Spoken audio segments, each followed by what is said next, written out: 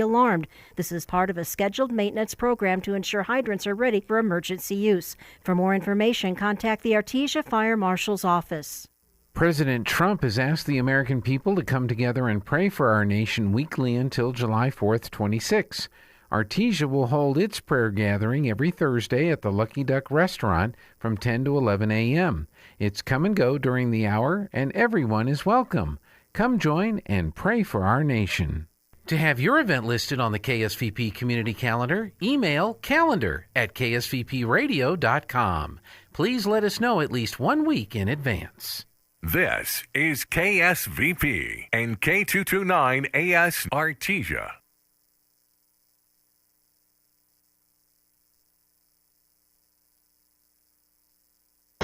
News this hour from Town Hall. I'm John Scott.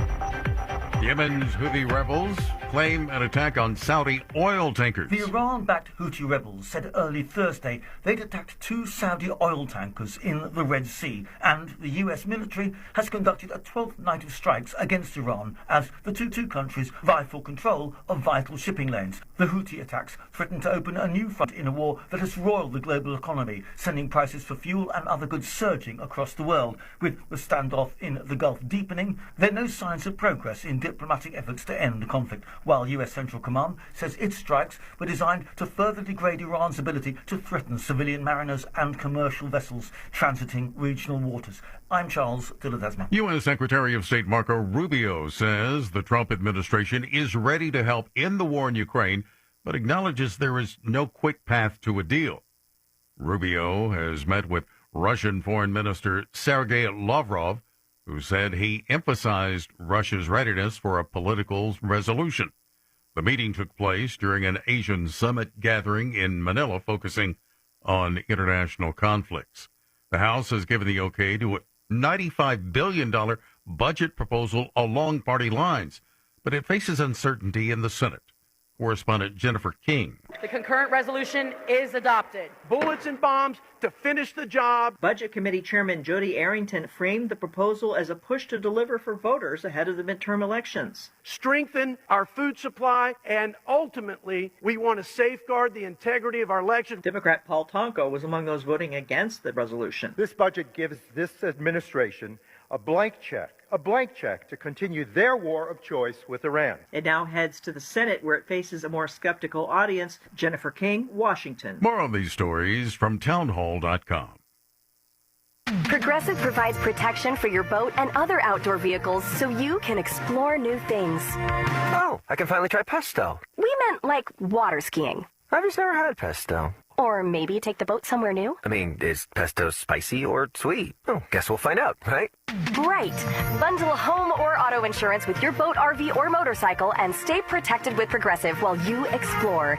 I don't know. Maybe I'm not ready for pesto. Progressive Casualty Insurance Company and affiliates. Not available in all states or situations. The military. The mission was clear. You knew what to do. Now, the mission has changed. Stepping into civilian life isn't about finding a job. It's finding your purpose. I wanted a career that would leverage the skills and discipline I gained in the military. IT just felt right. My Computer Career offers class schedules that fit into your life and skills in high demand. Put your VA benefits to work. Visit mycomputercareer.edu/CWP to jumpstart your IT career today. An elite CompTIA certification partner. Financial aid is available to those who qualify, including VA benefits. Oil prices on Wednesday rising. That's as a result of continued fighting in Iran. And stocks fell as well. We hear more on the day's market activities from correspondent Seth Sutel reporting from New York. Stock indexes barely budged on Wall Street after crude oil prices climbed another 3%. The S&P 500 edged down by 0.1% Wednesday. The Dow ended little changed. The Nasdaq Composite fell 0.6%. Philip Morris International, AT&T, and other companies rallied after reporting stronger profits for the spring than analysts expected. The price of Brent crude settled just above $94 a barrel. It was trading under $72 a barrel before the war with Iran started. Treasury yields rose in the bond market. The yield on the 10-year Treasury climbed to 4.66%. Seth Sutel, New York. News and analysis at townhall.com. Major wildfires in Europe as hot, dry weather continues across much of the continent. Firefighters in central Spain are battling a massive wildfire in Guadalajara, which has burned around 30,000 hectares. That's around 74,000 acres. This comes less than 2 weeks after a deadly fire in southern Spain killed 13 people. Spain Prime Minister Pedro Sanchez in the Guadalajara town Tamarón. He tells local people and officials there's been 4 times more major fires so far this year compared to the previous year. More than 100,000 hectares have been scorched as a result of the fires throughout Spain. I'm Charles de Ledesma. Young protesters in India camping on the streets of New Delhi. They defied heavy security measures in the latest show of strength by a movement posing a major challenge to the government. The movement sparked by alleged leaks in competitive entrance exams for medical colleges and government jobs. More on these stories at townhall.com. I pledge allegiance to the flag. I pledge allegiance to the flag of the United States of America and to the republic for which it stands, one nation under God, indivisible, with liberty and justice for all.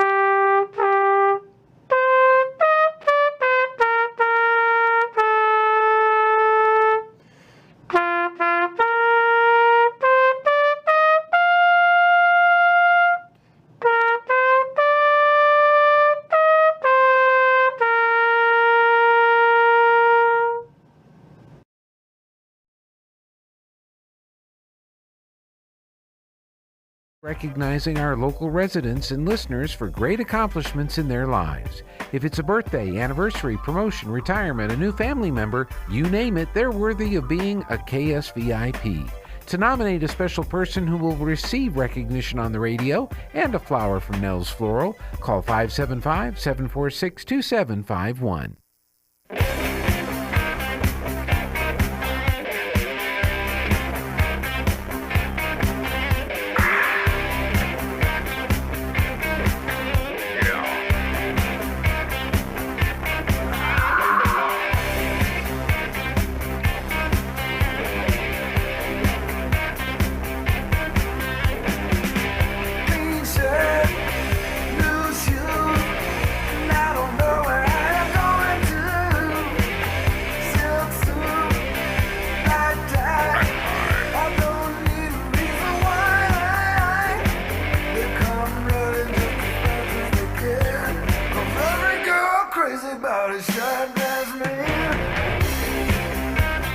Hey, good morning. Welcome once again to the Good Morning Artesia radio show. It's Thursday. Hard to believe, but we are almost through Fair Week. For weeks and weeks and weeks, we've been planning and getting everything ready to go. And then for days and days, we got all of our stuff set up and got the trailer all set up and got our crew all lined up. And then here we are halfway through the fair. Hope you're having a great day and have a great day planned. We don't have a lot of guests scheduled on the show today, but I do have a couple of topics that have kind of been at the top of the news lately, and it's not Iran and it's not the voting issues that we have in our country, although, as you know, I have thoughts on that. But it's this AI thing that has really turned out to be kind of a scary deal. And I don't know how much you've read about it or heard about it, but a pretty scary thing happened with the AI recently. And it's got a lot of people who have been on the side of caution going, I told you. And it's an interesting deal, but we'll talk about that. Eddy County Fair continues. There are 3 more livestock shows, or 4 more livestock shows today. We've had the rabbits, we've had the dairy heifers, we've had the goats. We've had the prospect yearling and the 2-year-old futurities and the pigs. And today we've got the broilers, the chickens and the ducks. We've got the market cattle and I think the breeding cattle show, and then the sheep and lamb show today. Those are all today. And then once we get through those events today, then they'll organize those that make the sale and those that didn't make the sale, and get the sale list ready to go for Saturday night's junior livestock auction. The award show, all the FFA and 4-H participants who either showed livestock or entered some of the other entry categories, they'll get their awards tomorrow. The wool lead, the fashion show with the sheep, that's tomorrow. And then on Saturday morning, it's the booster shows, all the little kids, the ones that are up and coming and are soon to be in the next few years showers of animals. They'll be in there in the ring with those big pigs and other animals Saturday morning. And then, of course, Saturday night, it's the junior livestock auction. One of the big concerts last night was the Faith and Family Night, Shane and Shane. And hopefully everybody had a good time at that. Weather so far has been cooperating. And tonight, it's Hispanic Heritage Night, so there's a couple of great bands that are going to be in the open arena tonight. La Original Banda El Limón and Los Marineros del Norte. So those are tonight at starting at 6 in the open arena. Tomorrow, it's Smoking Hot Bowls and Walker Hayes. And you can still get your tickets. You can go to eddycountyfair.com. And they've got a ticket, where you can buy tickets there. And so if you want to go to the concert tonight or the bull riding tomorrow night, you will have to have tickets for those events. And they are for sale on the Eddy County Fair website. Carnival is running.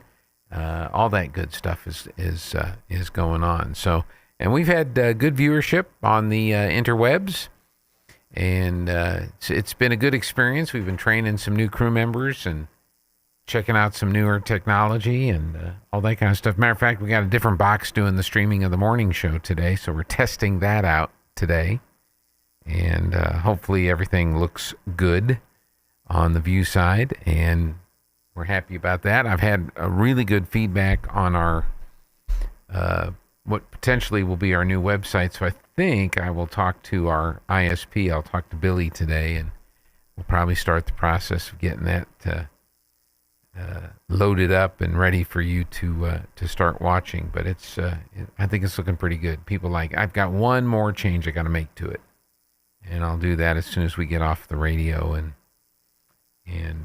get that done this morning. Anyway, let's start out with our weather. I think is today or tomorrow going to be the hot day of the week. I'm not entirely sure. Steve-O, what you got for us? I'm meteorologist Steve Hamilton with your Pecos Valley weather. Low 100s for our high today. We're getting sunshine, high pressure over central Texas, but that's covering our area too. Overnight will be clear. Our lows in the mid to upper 70s. Another hot one on Friday, about 105, and lots of sunshine. Maybe a shower on Friday night, and then sunny and low 100s on Saturday, about the same for Sunday. Low 100s and sunny. I'm meteorologist Steve Hamilton, and that's your latest forecast. Yeah, it looks like over the next 7 days, we'll be topping out just above 100. 102 officially for Artesia for the high today. 104 tomorrow, 100 on Saturday. And here in Artesia Sunday, we may come just a bit short of 100. 99 on Sunday, And then 102 Monday, 103 Tuesday, 102 on Wednesday of next week. Humidity a little lower today as we start the day, 53%. The dew point is 57 degrees. Winds are out of the south at 2. Pressure 29.92 and on the rise. Our air quality index is 61. So not quite as high a number as it was yesterday, but still up there. So with the heat and the humidity at this hour, it feels like it's 79 instead of the 76 that it actually is. The moon is in the waxing phase, 70% illumination. And if you're looking to the skies this afternoon at 3:38, the moon will just pop up. And there it is. It'll say, hello. Doesn't say your name because it wouldn't have time to say everybody's name that it knows, but it will pop up. You'll see it. He'll see you, and it'll be a nice afternoon. Sunset at 8:02, sunrise at 6:06. Sunny 77 in Carlsbad, 74 in Roswell, 76 in Hobbs. Around New Mexico, mostly cloudy, 71 in Albuquerque, partly cloudy, 66 in Santa Fe. Sunshine up on the mountaintops, 60 in Cloudcroft, 64 at Ruidoso. Down in the valleys, it's sunny and 73 in Alamogordo, 78 in Las Cruces. Up in the Four Corners region, it's 61 in Gallup, 65 in Farmington. Up on the big mountain up there, it's mostly cloudy, 63 in Taos, cloudy and 54 at Red River. Clovis is checking in with sunny skies and 75 degrees. And in West Texas, it's sunny, 78 in Lubbock and El Paso City. All right, how scary is this AI business? I think you'll be a little freaked out, too, when you hear what's next. The Eddy County Fair is here. Get ready for the 81st Annual Eddy County Fair. Kick things off with the annual Fair Parade. Friday the 17th. Lineup begins at 6 p.m. at the Bulldog Bowl, and the parade starts at 7 p.m. Then join us July 21st through the 25th for 5 days of family fun at the Eddy County Fair. Enjoy the daily carnival, livestock shows, exhibits, delicious fair food, and entertainment for all ages. Don't miss JD and the Badlands and the Josh Abbott Band Tuesday night. Shane and Shane for Faith and Family Night on Wednesday. La Original Banda El Limon and Los Marineros del Norte for Tejano Night on Thursday. And Friday's smoking hot bull riding, followed by Walker Hayes live in concert. Plus, don't miss the Jack Roush Anvil Toss, Fire and Ice Competition, Cornhole, and the 4-H and FFA Junior Livestock Auction on Saturday. For the full schedule and tickets, visit EddyCountyFair.com. The 81st Annual Eddy County Fair, July 21st through the 25th. This ad paid for by Eddy County and Artesia Lodgers Tax. Jennifer here at Trustmark Roofing and Windows. And did you know that we get a bunch of service calls per year from people who didn't even hire us? That means they originally hired someone else to replace their roof, windows, or gutters. Then later, when a problem popped up, they tried to call their contractor back to help, only to find out that the contractor has ceased to exist. They're gone, done, out of state, out of business. At Trustmark Roofing and Windows, we have serviced southeastern New Mexico for 20 years. As a second-generation contractor, we have serviced our area through many major hail and windstorms. We have customers who are the kids of customers that we've serviced many years ago. We will be here when you need us, period. For roofing, gutters, or windows, visit trustmarkroofing.org or call Trustmark Roofing and Windows 575-755-ROOF. That's 575-755-7663. Trustmark Roofing, we put people first. Dean's Inc. of Artesia provides a superior choice for all your electrification, communication, and supply needs, with a vision to be the premier industrial electrical service provider in New Mexico and West Texas, providing unparalleled quality in supplies and service with highly skilled and conscious personnel. We pledge to our customers to exhibit the utmost in integrity and reputation while providing superior quality in all we do. Dean's Inc., located at 409 Commerce Road or online at deansinc.com. Hungry for flavor? Since 1965, La Fonda in Artesia has been serving up some of the most inventive New Mexican dishes around. From rich, slow-cooked red and green chili to sizzling carne avocada, every bite is tradition with a twist. That chicken enchilada plate, so spicy, so comforting, just what I needed. Come visit us at 210 West Main in Artesia or call 575-746-9377. We're open Monday through Friday from 11 till 2 and 4:30 to 8. Closed on weekends. Treat yourself to something local. La Fonda, where flavor feels like home. At Artesia Ford Sales, we've been taking care of your family's automotive needs for 60 years. Now you can get Ford service just the way you want it, without leaving your home. With complimentary Ford pickup and delivery, or our Ford mobile service van, we'll come to you, handle your routine maintenance or light repairs right in your driveway, and get you back on the road fast. Artesia Ford Sales, family owned, family trusted for 60 years. ArtesiaFordSales.com. Schedule your mobile service today.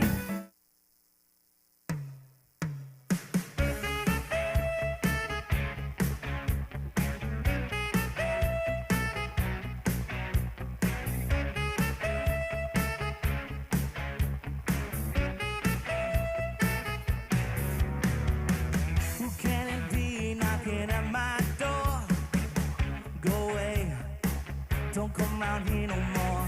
Can't you see that it's late at night? I'm very tired.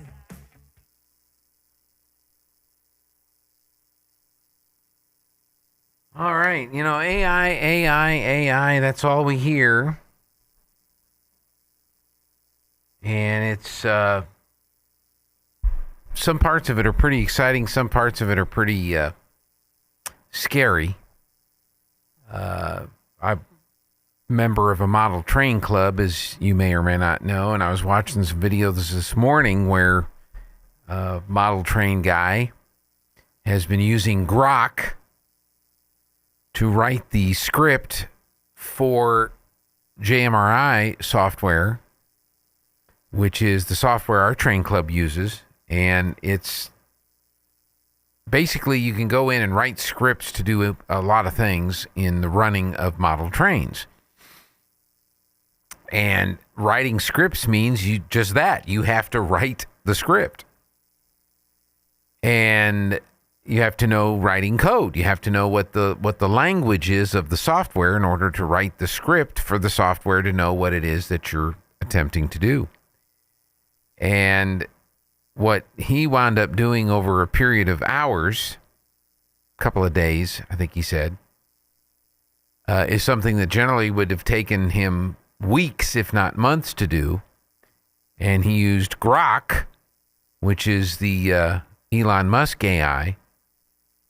He used Grok to write the script for the software that he runs his trains with. And after a couple of days of experimenting and cleaning up and responding to error messages and stuff like that, he has code written with the AI. There's a lot of areas where AI is proving to be beneficial and time-saving in a lot of different tasks that people do. There's also some scary aspects of it. I think as far as the social media platforms are concerned, they're pretty insistent now that if you post any content on the social media platforms, you have to identify whether or not you've used AI. A lot of people have been fooled, if you will, into believing the reality of some of the things that have been posted on social media. And the social media platforms are aware of that and have pretty well insisted that if you create something or make something and it has a significant amount of AI generated content in it, they have to tell you, this was generated with AI. I was watching a video clip. There's a YouTuber that I watch, Part-Time, what is he called? Part-Time Explorer, I think is what he's called. And he's had some very interesting documentary level videos over the years. One of his big deals is to do a real-time discussion of the when the Titanic hit the iceberg and sank. And so he's got this people that he works with that do animations. I think he calls it Real Engine something or other. And he's very clear in all of his videos, humans running the software created these animations. These were not AI generated. And there's a lot of people that when you listen to some of these video clips that you see on YouTube and so forth, the narration, you can pretty well tell when the narration is AI, because there's just, the AI has difficulty with the pronunciation of different words. They could be spelled exactly the same, but there's two different pronunciations of the words depending on the context with which the word is being used.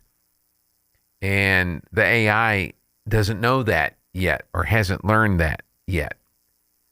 So there's some aspects in that arena where the AI is still coming up short. But some of the strikes that the Screen Actors Guild has had over the last couple of years against the studios and so forth is focused on the AI use of an actor or actress's image, voice, or whatever. And this is not a new thing per se. I remember the late great Paul Harvey. If we did a commercial for a client and we did the Paul Harvey pause, and the Paul Harvey people found out that we were doing a commercial for a client with the Paul Harvey pause without compensating Paul Harvey for the use of the Paul Harvey pause, we could get sued because that belonged to Paul Harvey. And if you're doing a parody or a joke or something like that, it was one thing. But if you were to do it on behalf of a commercial entity that was using it to advertise and promote their business, that's a violation of copyright standards and could get you in trouble. And the Paul Harvey pause, is, I'm Paul Harvey. Good day. The Paul Harvey pause. And so this is not a new thing. People who create things, and that's one of the unique things about the United States and about America and our copyright rules and regulations. Are intellectual property is what it is. You build something, you create something, you get a patent for it, you copyright it, you trademark it, it's yours. And you decide how it gets used in the open market. And in other countries, the intellectual protections are not as stringent. You can go into, I've read where you can go into China and there are stores that look almost the same as an Apple store, right down to the shirts they wear and the layout of the store and the design of the store. And by and large, Apple couldn't do anything about it. Now, that may have changed in the last few years, but for a long time, that was the case. You can't do that in this country. If you use a name, if you have an apostrophe, if your sign is a certain shape, and it is, if your color pattern is very similar to a well-known brand, you can get slapped pretty hard for that. And so the AI comes along. And what is the AI? The AI is basically reading and scraping the internet and then taking that and mimicking that. So it doesn't necessarily create it. And it's been a big problem for the creators of content to try to protect the intellectual property of their content from the AI. And we're starting to see some of that. Some of those protections starting to pop up. But here's the scary part about it. That, as smart as these computers get and these learning models get, they're going to reach a point where they're going to be too smart for us. And so here's the story that came out the other day. Chat GPT maker OpenAI says AI model went rogue during testing and escaped into the internet, where it launched unprecedented cyber attack. ChatGPT creator OpenAI has revealed one of its advanced artificial intelligence models went rogue during a security test and hacked into a startup. Bosses said the autonomous agent, which is an AI system that operates alone following human instruction, was being tested in a controlled environment. But it found vulnerabilities and managed to escape containment before reaching the internet and breaking into Hugging Face, a major hub for sharing AI models. The agent gained access to some internal company systems, compromised the hub's infrastructure in what OpenAI described as an unprecedented incident.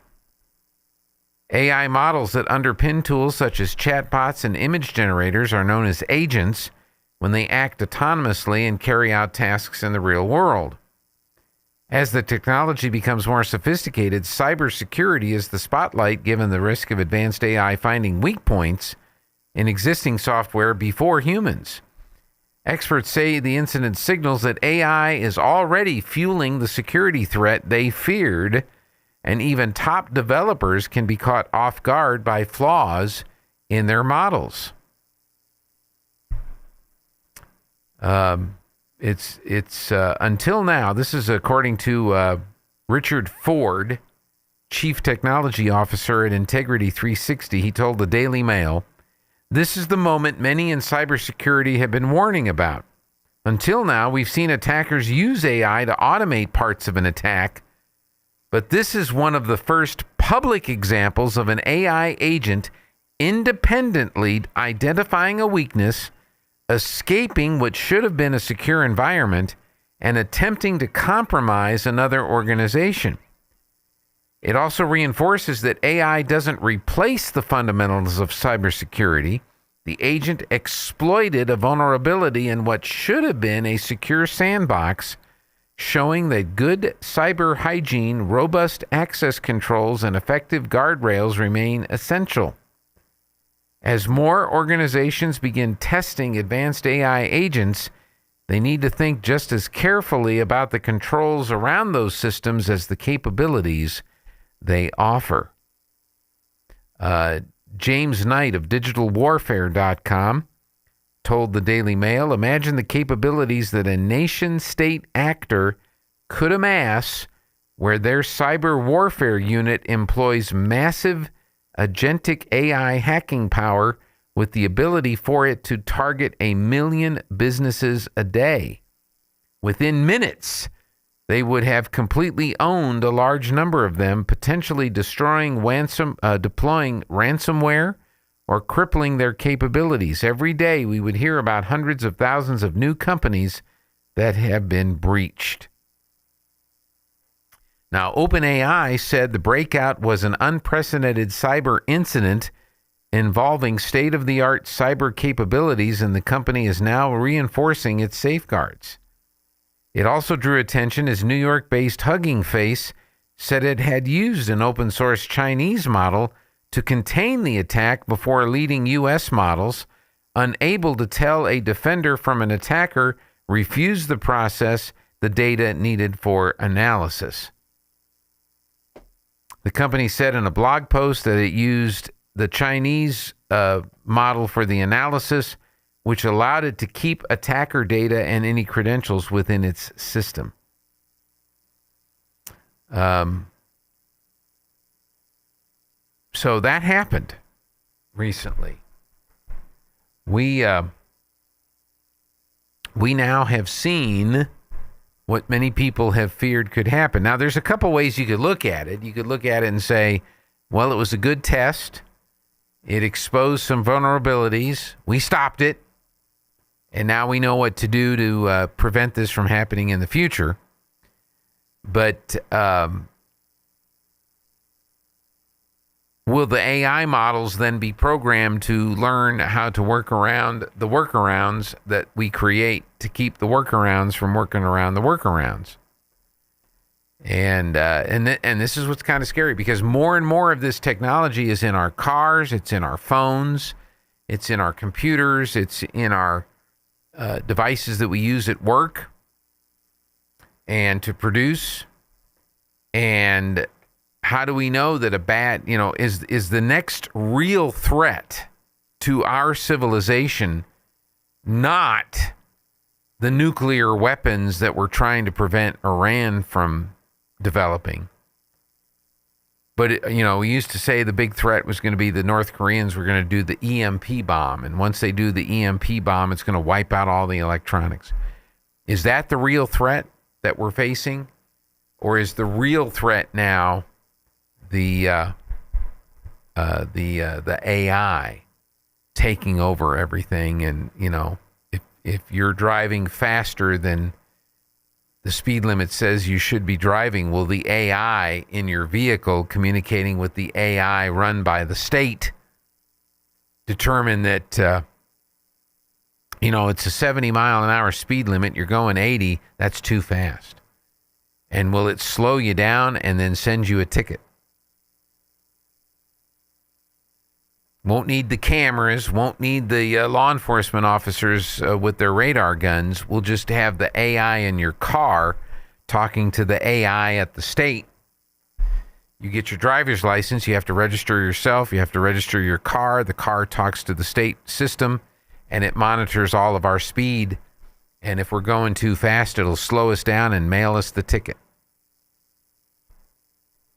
And if it can do that,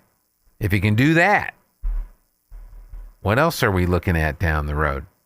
All right, let's take a look, see what else we have in the way of news. And Kim Komando with our tech update, all next. With SRN News, I'm John Scott. Tropical storm Bertha has made landfall in Louisiana. Early this morning, the storm was moving west toward Texas. The storm has been forecast to reach the upper Texas coast on Thursday before dissipating inland in Texas by Friday. Damaging winds and storm surges the main threats. Yemen's Iran-backed Houthi rebels say they've attacked 2 Saudi oil tankers in the Red Sea. And the U.S. military said it conducted yet another night of strikes against Iran as those 2 countries vie for control of vital shipping lanes. French lawmakers approving a bill banning children under 15 from using social media. France, the first country in the European Union to pass a blanket ban on platforms as concerns grow worldwide over the harmful effects of digital content on kids. This is SRN News. Here's a song for Lowell's Pharmacy, and when it's over, I'll explain why we're called the Family Pharmacy. You and your family getting all the things you need, where personal service is always guaranteed. Prescriptions fill faster with dependability. That is why we're called the Family Pharmacy. At Lowell's Pharmacy, we are called the Family Pharmacy. Let me spell it out for you. The F stands for fair prices and everything. The A is for accurate prescription service. M for the many professional services we provide. The I is for immediate service. L for the luxury of getting everything you need in just one place. And the Y is for you. And that is why we're called the Family Pharmacy. Lowell's Pharmacy, 612 North 13th, across from the hospital in the Artesia Professional Building. Lowell's Pharmacy. You return the rental car and catch your flight. Then comes the email, $400 for a scratch you never made. Welcome to the AI Car Rental Return Counter. I'm Kim Komando for Incognate. Data brokers collect your personal information, package it up, and sell it to anyone with a credit card. Take yourself off the market. Visit privacykim.com today. The big car rental giants have installed what they call the AI camera tunnel. Hertz uses them. Sixt has its own version. You drive through, and the system scans every inch, comparing the pickup to the return condition. A ding the size of a fingernail, flagged, priced, and billed. Customers have been charged $600 or more for damages on the car before they even got it. You can often get charges dropped, but only if you push back hard. So here's your defense. At pickup and return, walk around the car and take photos, the wheels, the roof, everywhere. AI has a perfect memory. Now you need one too. So snap now or pay later. Join a million folks who get my free newsletter every day at getkim.com. Thousands of places on the internet, there's a file with your name on it. Inside, your home address, your cell number, the email you only give to people you trust. It knows your medical conditions, your age, how you vote, where you drive, your kids' names, and a lot more. You didn't write it, you can't read it, but anyone with a credit card can buy it. That file is the product of a multi-billion-dollar industry called data brokers. None of it was stolen. Your file is collected, packaged, and sold legally. Every scam call, every phishing text that knows too much about you, someone paid for your file. Last year, Americans lost a record $20 billion to fraud. Scammers didn't get lucky. They got prepared. I did something about my file. I use Incogni. Incogni goes broker by broker and forces each one to delete your file. Those opt-in forms they bury, Incogni finds them. And when your data tries to creep back, and it always does, Incogni wipes it again. Go to privacykim.com right now for an exclusive 60% off. That's privacykim.com. Turpinning & Son Mortuary of Artesia presents a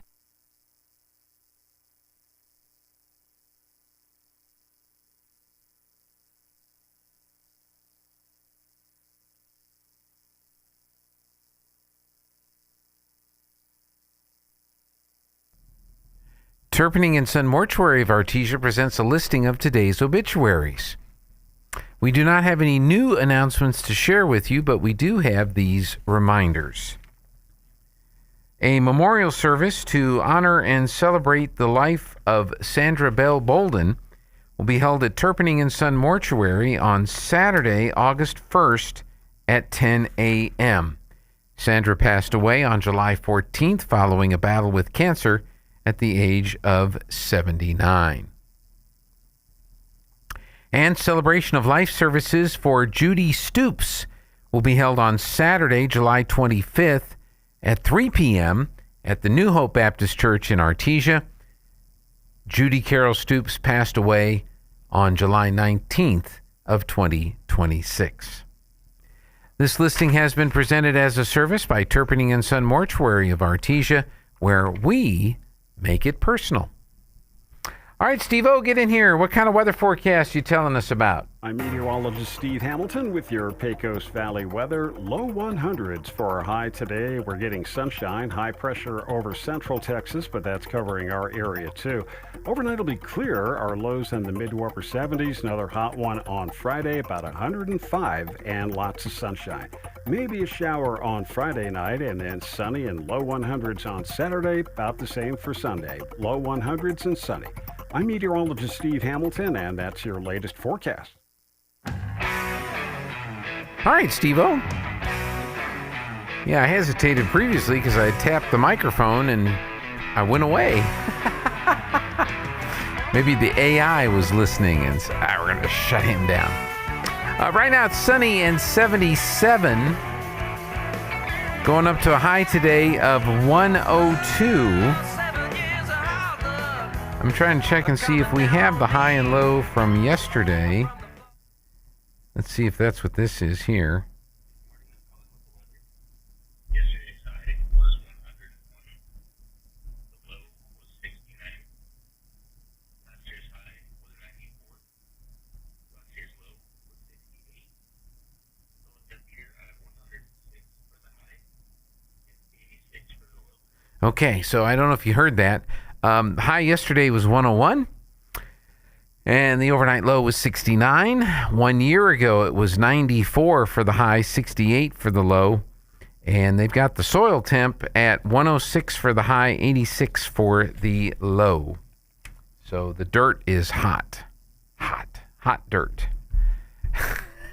I wonder if that's something they sell at the store. I'd like to buy some of that hot dirt. Our humidity is at 49%. Dew point is 57 degrees. Winds are out of the south at 3, gusting to 6. Our pressure, 29.92 and on the rise. Our air quality index is, where is it? There it is, 61. So we've got moderate air quality this morning. A little better than we had yesterday. Our high today about 10 degrees above the average for this date. Normally we're sitting around 92 for a high, but we're going to hit 102 today.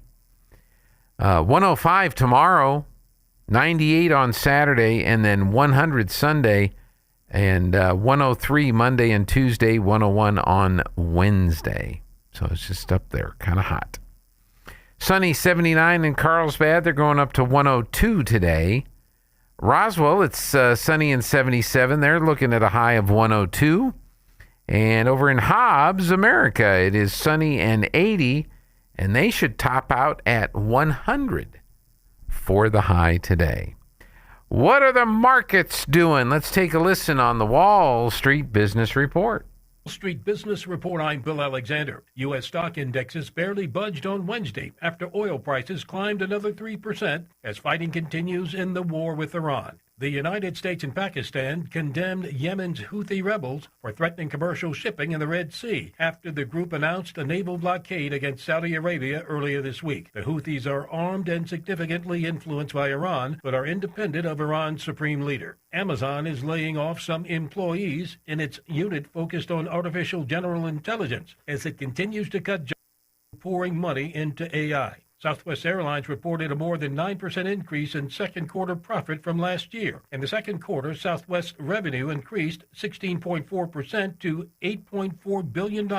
Higher fares are increasingly helping the airline cover its fuel tab, but its outlook for the summer fell below Wall Street forecasts. For the Wall Street Business Report, I'm Bill Alexander in Washington.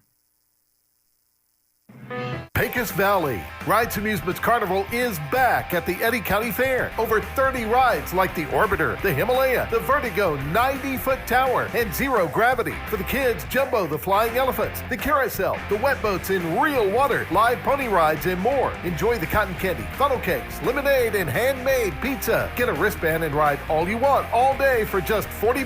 Ad paid for by Eddy County and Artesia Lodgers Tax. Beat the summer heat and come see us today at the Calico Cow Fabric and Gift Shop. Find all your summer fabrics plus top-notch sewing machines. The Cow is your certified dealer and repair station for Handy Quilter long arm, brother, and baby lock sewing and embroidery. It's time to create. Join our beginning embroidery and quilting classes. Log on to RoswellQuilting2.com and follow Calico Cow Fabric and Gift Shop on Facebook for updates and creation ideas. Want to know how? Come to the Cow. Tough, reliable equipment that gets the job done right. Turn to your local Kubota experts. Amigo Machinery in Roswell. Proud to be your hometown Kubota dealer. Offering a full line of tractors, mowers, and construction equipment. Plus genuine parts and expert service and advice. Locally owned and here for you. Stop by Amigo Machinery at 2801 Southeast Main Street in Roswell. Or call 575-624-2026. Proud sponsor of the Eddy and Chaves County 4-H and FFA livestock shows. Dreaming of your perfect home? Ramona and Roger Kilpatrick at RE/MAX Axiom invite you to discover the joy of making that dream come true. As agents deeply rooted in Artesia and the surrounding area, they bring years of combined experience and a true passion for real estate. Whether you're buying or selling, Ramona and Roger's friendly and approachable nature ensures you feel right at home, making every step of the process enjoyable. Visit RE/MAXNMAxiom.com to see the latest listings or stop by their office in Artesia at 402 West Main, Suites D and E. RE/MAX Axiom, where your dream home becomes reality. Welcome to Answers with Ken Ham. The account of origins presented in the Genesis is a simple but factual presentation of actual events and provides reliable basis for man's worldview and a framework for scientific investigation into the question of the origin and history of life. Answers with Ken Ham is brought to you by Harvest Fellowship at 2307 West Main in Artesia. Call Pastor Ronnie Williams at 746-6195. Now, today's Answers with Ken Ham. Good without God? This is Ken Ham, heading up the ministry that's built a full-size Noah's Ark. For decades, Christianity has been declining in Europe. A few years ago, some researchers asked if morality was declining with the church, and their answer was, no, not really. But how did they find morality? You see, abortion and homosexuality were just labelled as traditionally offensive, while lying and stealing were labelled as immoral. The researchers found many Europeans accept abortion and homosexuality, but still think lying and stealing are wrong. So yes, morality has declined as more people have rejected God's word as the basis for right and wrong. It just depends on if you're using God's definitions. Plan your visit to our two world-class attractions, the Creation Museum and the Ark Encounter, where kids visit free at AnswersRadio.com.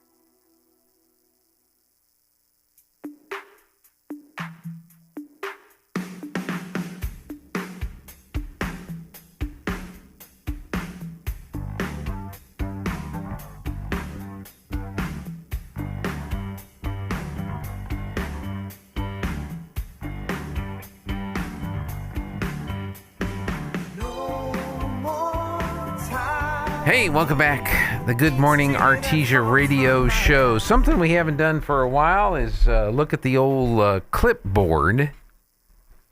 I know Scott, that's what he calls it, the clipboard, but I never know which clipboard he's looking at because we have two different clipboards. We've got the lunch menu clipboard, which I don't think we did. Did we do the menus today, Jonathan? I don't think we did the menus today, did we? No. All right. You want to do the menus? You got those slides ready to go? We'll do the menus here real quick. Seamless Summer Meals. They're going to hand out today and tomorrow's foodstuffs. And they'll do this again next week, Monday through Thursday, and then they be done with the Seamless Summer Meals. 8:30 to 10 is when they dish out the breakfast. 11 to 12:30, the lunch. Meals are free to children under 18 years of age. So in the Artesia schools today, what you will get is Pancake on a Sticks. That's right, starring Tommy Shaw. Pancake on a Sticks. Lunch today will be beef ravioli, cheese broccoli Normandy, garlic bread, and fresh fruit. Now, in addition to today's food, they will also hand out tomorrow's food. Do you have the Friday slide there for the school meal? You might want to. Yep, there's the Friday one. They'll give you the banana muffin for tomorrow, and the PB&J sandwich, baby carrots, fresh fruit, and choice of milk. So if you go in today, you'll get 2 breakfasts. You'll get the pancake on a sticks with Tommy Shaw and the banana muffin, and then you'll get 2 lunches, the beef ravioli, cheese broccoli Normandy, garlic bread and fresh fruit, and then peanut butter and jelly sandwich, the baby carrots, and the choice of milk. So that's what they'll be handing out today, and then they'll be finishing up tomorrow with the Seamless Summer Meals. At the Artesia Senior Meal Site, chili beans, tomatoes, cucumber salads, saltine crackers without the salt, and vanilla pudding. So they'd be, if they're the low salt or the salt-free crackers, would they be called teens? Because they're with the salt, it's saltines, and without, it's teens. Okay. And vanilla pudding for dessert. So it's chili beans today at the Senior Meal Site. At the Senior Center, it's the exercise video at 8:15. The painters will be painting at 9 o'clock. The beginning line dancers at 9:30.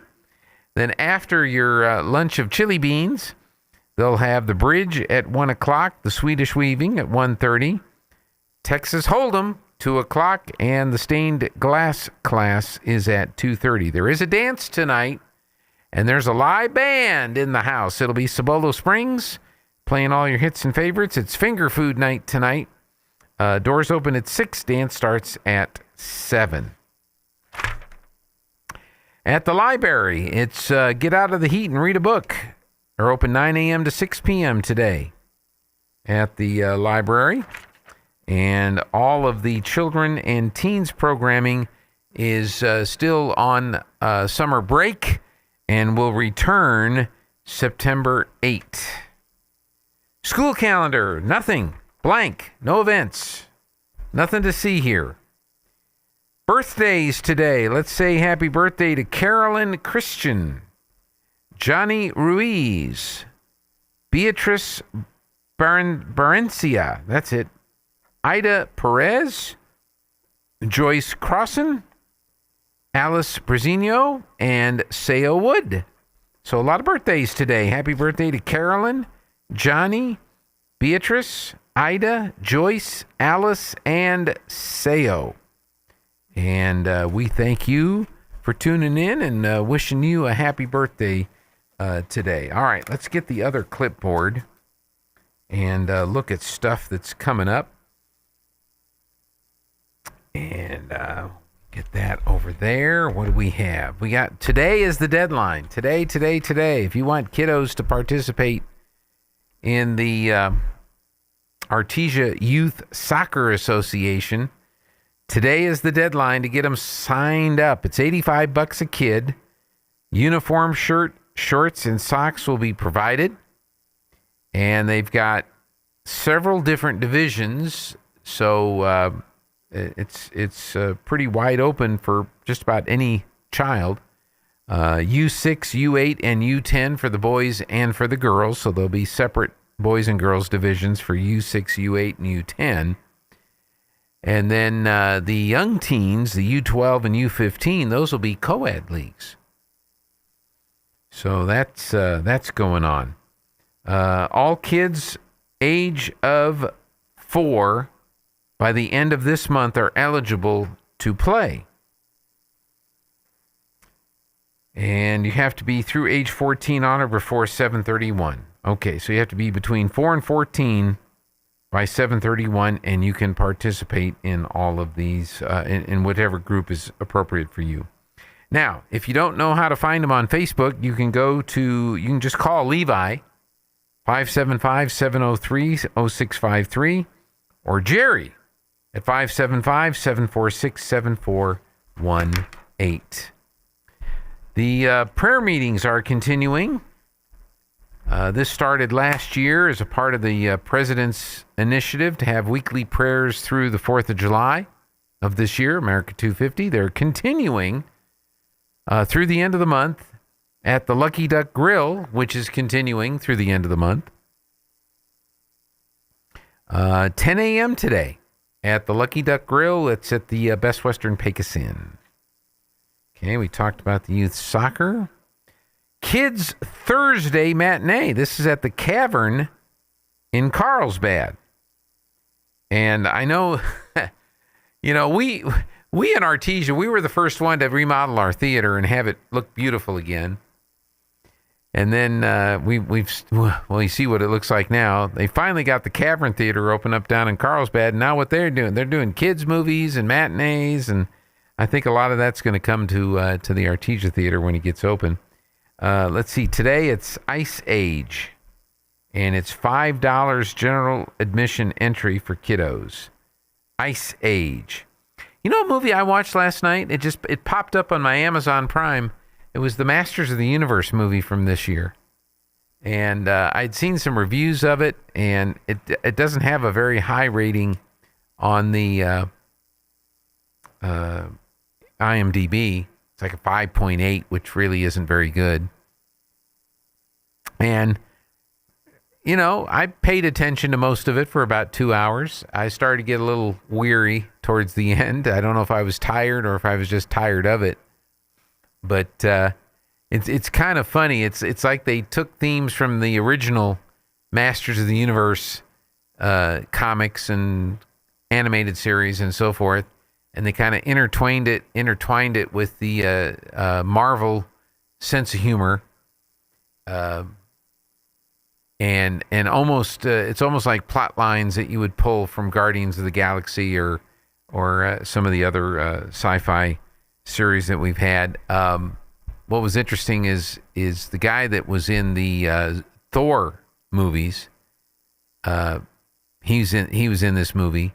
The guy that played the Joker in the Suicide Squad movie, he was playing the Skeletor character in that.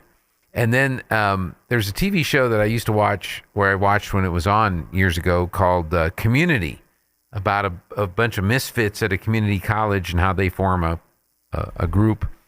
And Annie, the actress that played Annie in Community, she's like the number one assistant of Skeletor in this movie.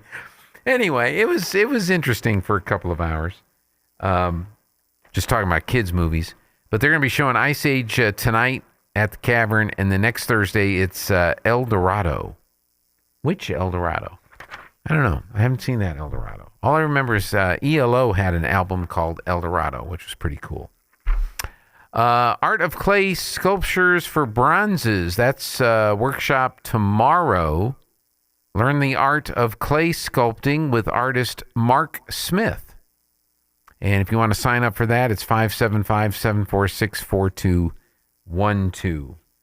Carlsbad Community Theater has a play. It's called The Great Ice Cream Scheme, or Robin Baskins to the Rescue. And this will be the last weekend for these performances. Friday, Saturday, and Sunday matinee. Friday and Saturday night at 7, Sunday at 2:30. And this is at the Carlsbad Community Theater. Vitalant, folks, will be trying to get your blood. What is it? 7:25. That would be Saturday. They will be with the Bloodmobile down on Carlsbad Main Street. They're just going to be down there on Main Street, 9 to 1 on Saturday. And if you want to sign up, 575-625-9743. And if you give blood now, you're entered in a chance to win a car. A car. You could win a car? Wow. All right. We'll have to check that out. Give blood and we'll maybe win a car. So that's going on. And Mayor Lopez Readathon, that's the mayor of Carlsbad, is Saturday, 9 to 11 at Halagueno Arts Park. And this is put on by the Carlsbad MLK Scholarship Committee and the Carlsbad NAACP. Join us for a day of reading, learning, and community. And so this will be going on Saturday at the library down in, or near the library there in Carlsbad. All right, there's more stuff going on. We'll share it with you. And we've got more coming up. This is KSVP Artesia. It's 8 o'clock. News this hour from Town Hall. I'm John Scott.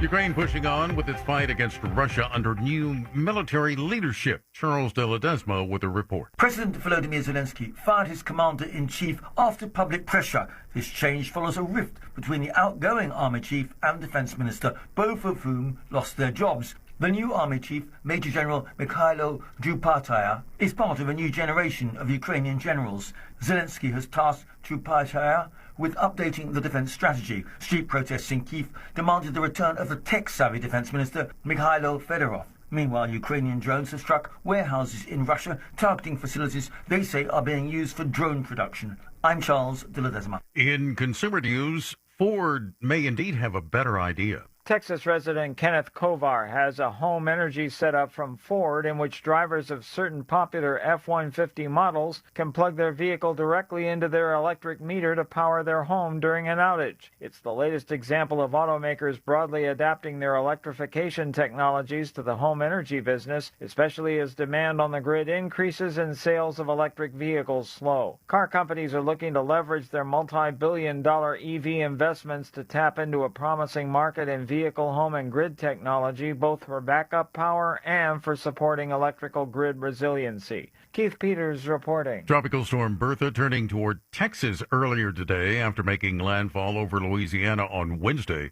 then heading offshore again. It continued to bring rain to a large swath on the northern Gulf Coast along its path. As Bertha traveled westward, the storm was expected to make another landfall along the northwestern Gulf Coast. Bertha has had maximum sustained winds of 45 miles per hour. More on these stories from townhall.com. Hi, I'm Kirk Cameron. Christian Healthcare Ministries is not another health insurance policy. If you're tired of year-long contracts and pointless restrictions, CHM offers anytime enrollment on your schedule and at your convenience. With CHM, you're paying half the cost of a traditional health insurance plan. So that puts more money back into your budget for everyday needs. Plus, you'll have access to CHM's care solutions for virtual appointments, prescription savings, surgery support, and more. My family and I joined in 2018, and it's changed our lives for the better. We love paying way less while helping other believers afford their medical bills. Take the leap of faith and see why Christians across the nation are better with CHM.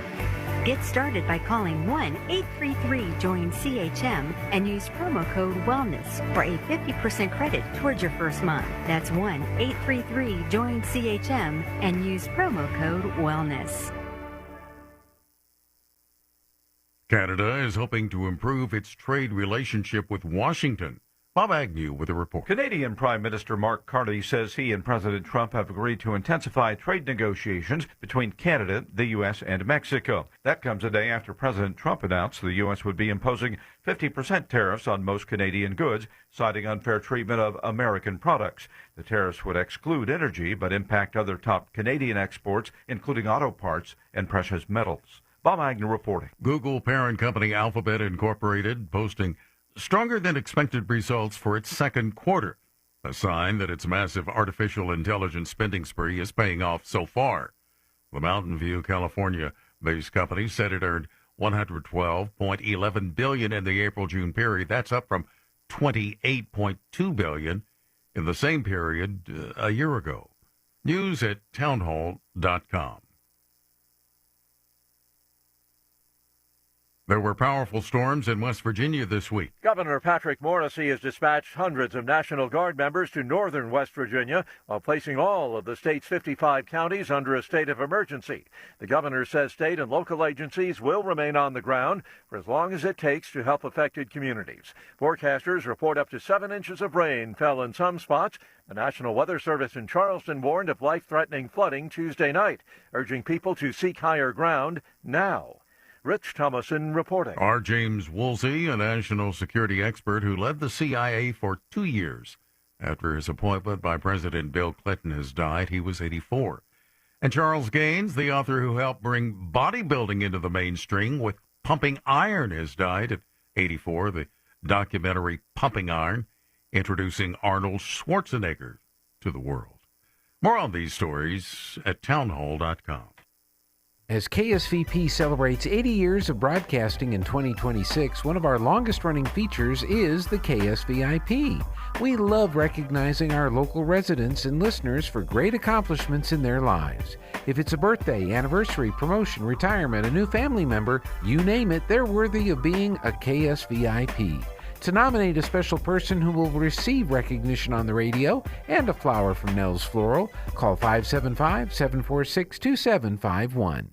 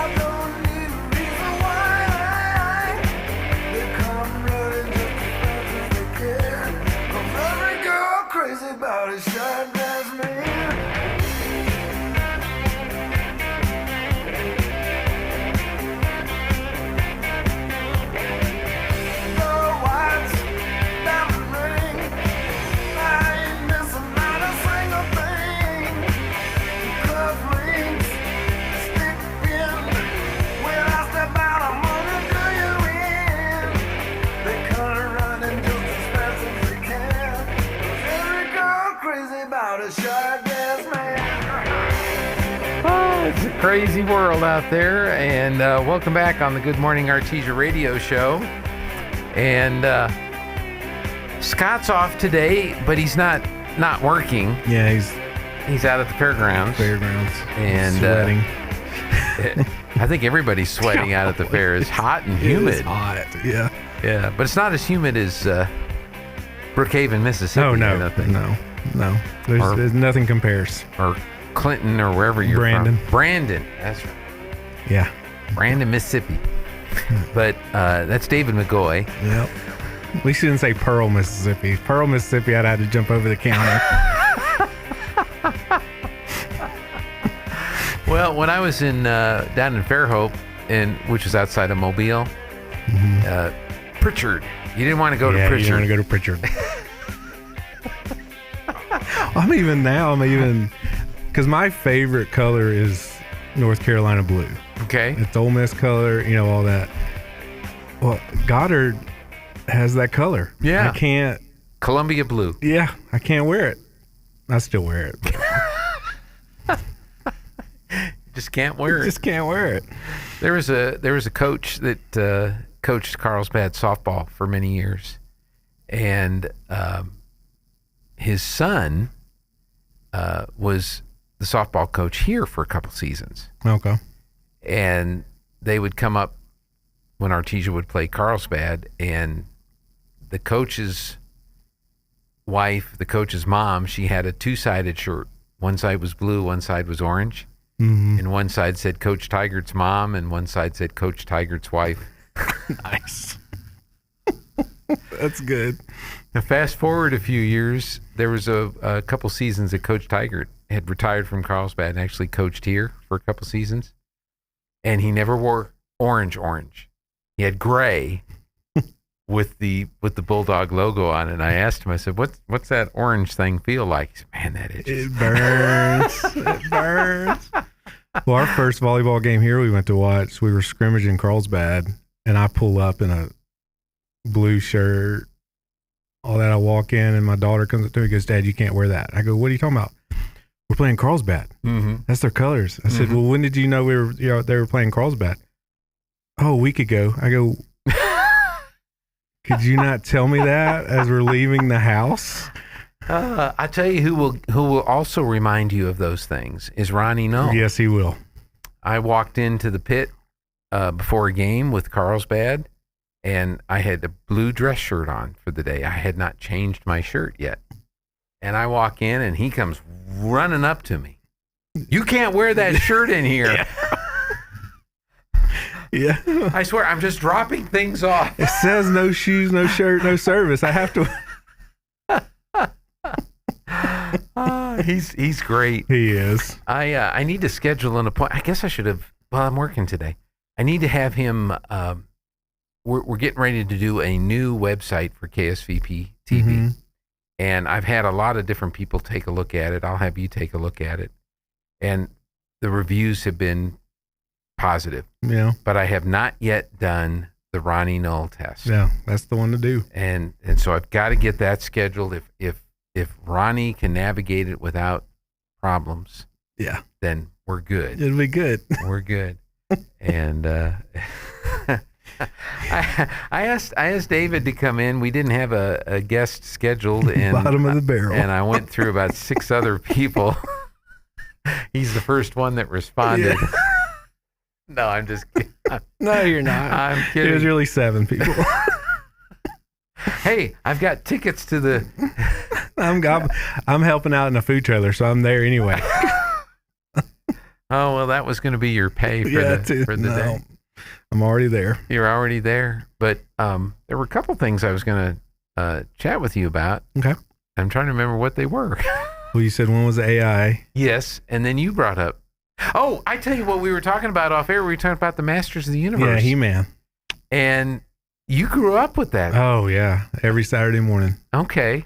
I didn't follow any of that. So when it popped up on the Amazon Prime last night and I watched it, yeah, the movie was good at explaining the history of the character. I hadn't seen the movie. So I didn't miss. I don't think I missed out on any of the background. What do they call that? The lure?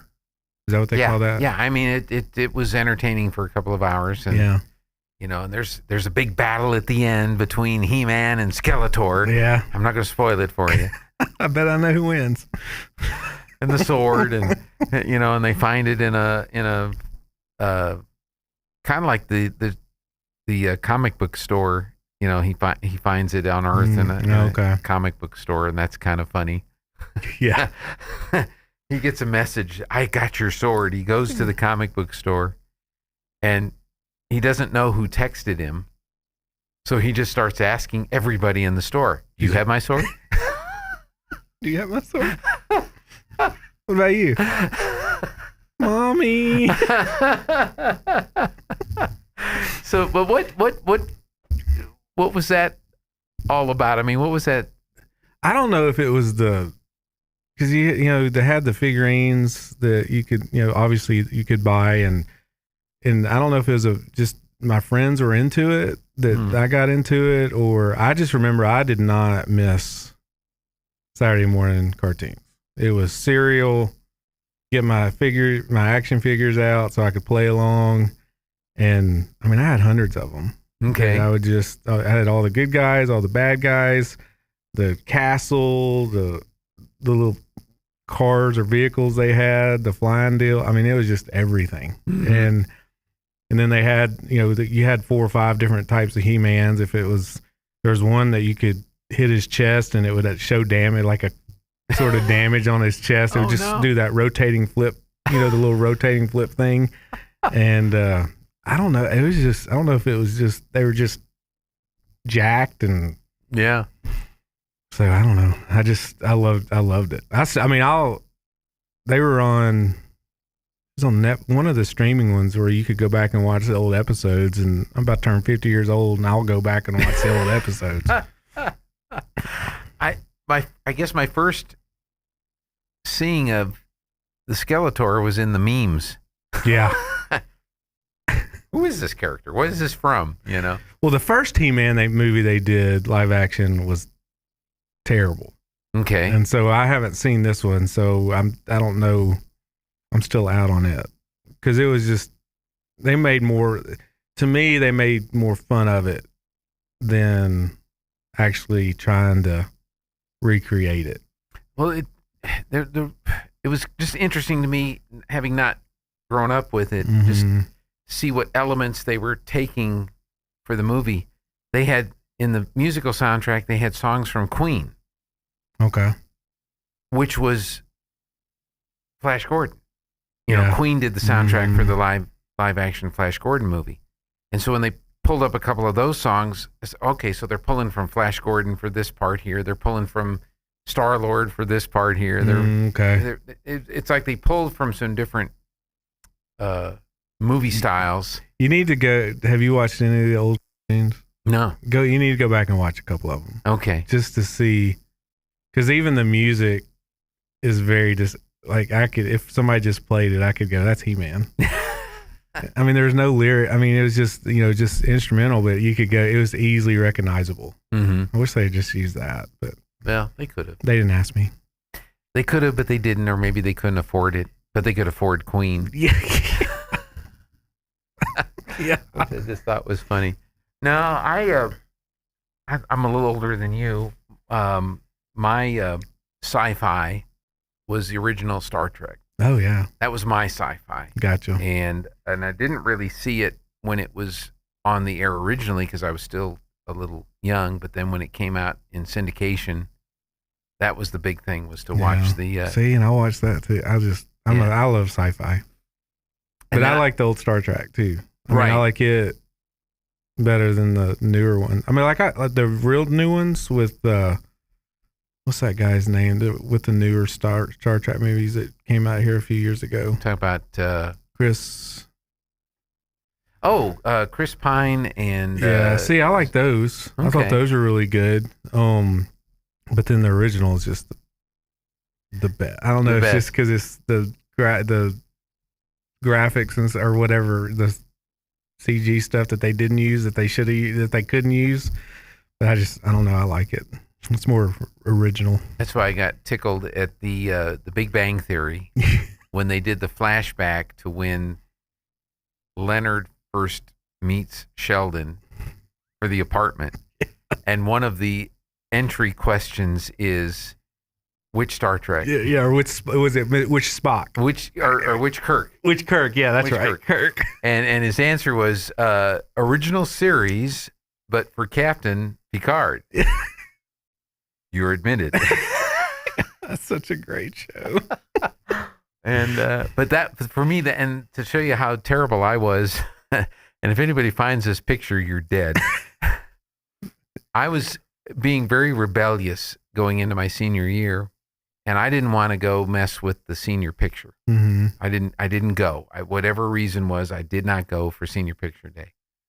So the only thing they could do was pull my junior picture to put it as my senior picture in the yearbook.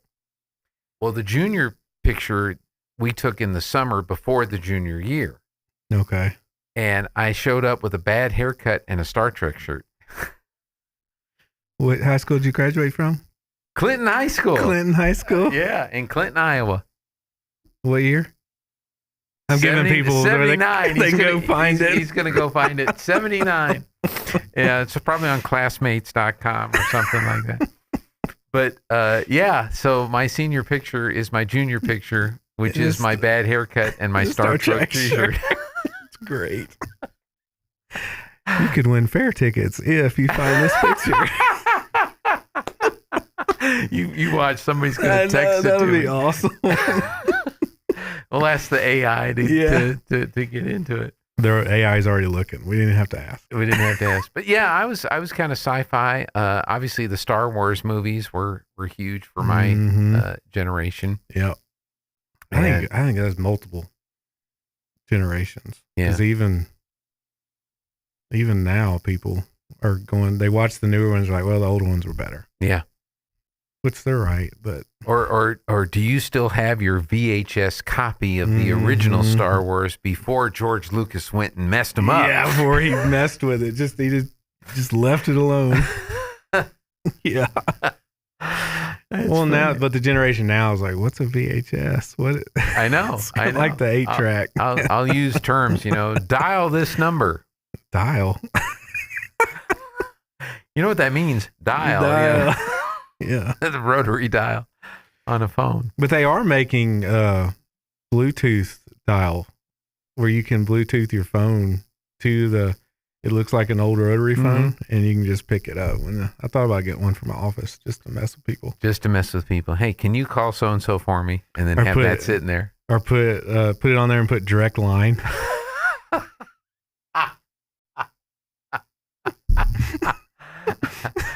Here's a fun fact. I have my ISP, the guy that handles our website hosting and our email and all that stuff. We were trying to troubleshoot getting the subdomain redirect set up for the new KSVP TV website. So he's on the phone, I'm on the phone, we're talking. And I'm reading from the setup instructions from the website. He said, well, where are you seeing that? I said, well, it's on the setup instructions for the website. He said, well, I can't see that. I said, no, because you're not logged in on my website. I said, here, let me take a screenshot and send it to you. I don't do texting. What? Okay. You're an ISP. Yeah, no. Interesting. Do you do email? Did he do email? He did do email. So I had to take a screenshot, attach it to an email, and then wait for the email. Have you noticed the emails getting slower as far as getting emails? Have you experienced that yet? I have. The thing I have experienced is somehow one of my email addresses has been sold to something, and I'll just start getting flooded with loan applications. Yeah. We got your loan ready to go. And then they got my cell number. And so for a while there, every day about 4:15, I'd get the phone call and they'd said, hey, we got your loan application ready to go. Just need a little information. Yeah, I bet you do. Yeah. But yeah, email is kind of weird. And every so often, there'll be something with the email server. I think the last time I called the guy with an email issue, I said, hey, I just want to check to see the email's down. Okay, just want to make sure you knew. Can I text you a picture of the error message? No. I don't do emails. I don't do emails. Oh my gosh. Guy, and I love him to death, but you can't do a text. Like, come on. The whole world pretty well communicates by text. Yeah. Yeah. That's how, it's moved to that. Or now it's the talking to text. Talking to text. Yeah. And it's still terrible. Yeah. I had one yesterday. We sent off some equipment to be repaired to the manufacturer. And the process was you go to the service, you open a ticket, you describe the problem, you put the serial number and all that stuff in, and you submit it. Within 24 hours, I get an email back. Your service request has been accepted. Here's the shipping. Here's the case number. Here's the estimated cost. So we put all that, put it in the box, write the case number on the box, blah, blah, blah. So we do all that. I get the shipping receipt with the shipping ID. I put that on there. So it's checkbox, checkbox, checkbox. Everything's checked. Last week or earlier this week, I checked on the status of it. Still said it was in repair. Yesterday, I get an email. We've closed your ticket. What do you mean you've closed the ticket? Did you fix it? Did you not fix it? Are you sending it back? What do you mean you closed the ticket? We just wanted some excitement. You have my stuff. I don't have my stuff. What do you mean you closed the ticket? And all of a sudden, this email is no longer in use. I know. That's what I'm waiting for next. So I had to ask the AI for the phone number because they don't have the phone number listed. I called the number, went to a voicemail. I'm sure I left the most unintelligible email because I'm like, what do you mean you closed the ticket? I don't do email. So I've got another guy, a human, who's going to do, he's a seller of that equipment. I said, do you know anybody at this place that I can talk to find out what happened to my stuff? Mm-hmm. That's frustrating too, is when you call and it's just straight automated. Mm-hmm. That drives me nuts. Because I'll be, at some point, I'm just going customer service. Mm-hmm. What if customer service? And it just, for 5 minutes, trying to get customer service. Okay, we'll transfer you over to customer service, and then I get cut off. Yeah. And I have to start all over. Oh, I've had that happen before. It's so frustrating. It is. And it's just. And the AIs. And so I'm hoping I find out what happened to my stuff. Because coming up here in about a month. Yeah, you're going to need it. I'm going to need it. Yeah. And then the other thing that it just gets frustrating is we got the new website that we're getting ready to launch for KSVP TV, but it also comes with the iOS and Android, Apple TV, and Roku apps. So I started that process yesterday. I got So now we can just, on my Roku, I can just download it on that instead of going to YouTube? I haven't started that one yet, but yes, when we get that done, that'll be cool. in the channel store, and you'll be able to download KSVP TV in the channel store. My father-in-law will greatly appreciate that. We're trying to get that done. So I start working on the Google, and they have a whole set of instructions. Go here, do this, click this, copy this, create this, blah, blah, blah. And I'm going down step by step by step by step. And I get to the point where you need to authorize, add this to the apps as an authorization. So I copy what I'm supposed to add. I get to that page. I click add, and nowhere in the list of apps is the app I just created. My other apps are there. Yeah. The radio apps are all there. Yeah. But this app I just created isn't there. How can I attach this to that if it ain't there? So I put in a trouble ticket, and then I go start the Apple one. And on the Apple one, it's you have to enter in this code. Okay. But you can't get that code until you create the app. But I can't create the app because I don't have the code. That's where I'm at. Yeah. You have to enter this code to continue. Fine. According to Apple, I can't get that code until I create the app. You're not letting me create the app until I get the code. And so I put that in there. And I get a response back from those folks, and they said, hey, can you tell me where you're stuck? And I told them, on Google, I'm stuck here, and on Apple, I'm stuck here. Well, can you send me some screenshots? And this was about the time I got the thing from the other company that said they had, canceled my repair order. And so I think what I emailed the guy, I'll have to look back and see. I said, look, it'll take you 5 minutes on the phone, on Zoom or any desk, to see what's going on. Then it's going to take me to sit here and do this screenshot and this screenshot and this screenshot. Yeah. Can we just talk on the phone? And so sometime today we're supposed to talk on the phone.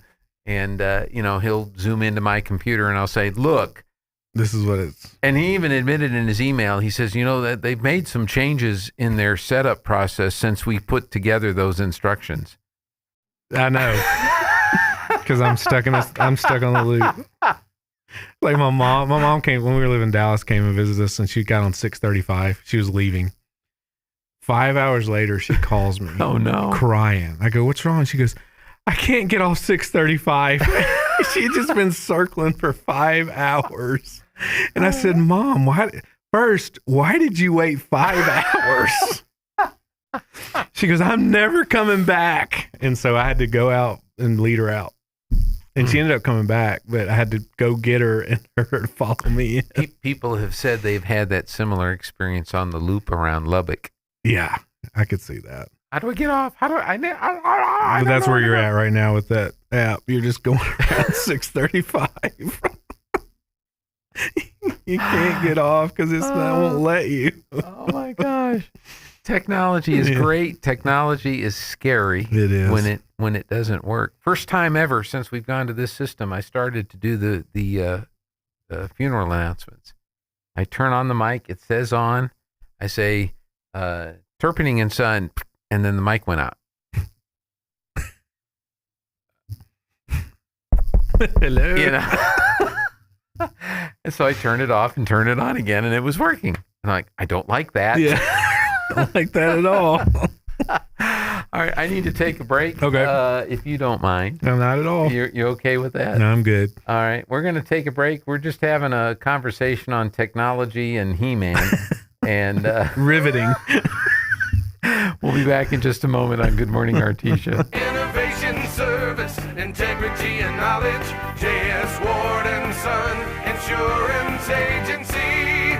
Auto and home, life and health, personal and commercial. Bonds too, since 1925. We have the coverage for you.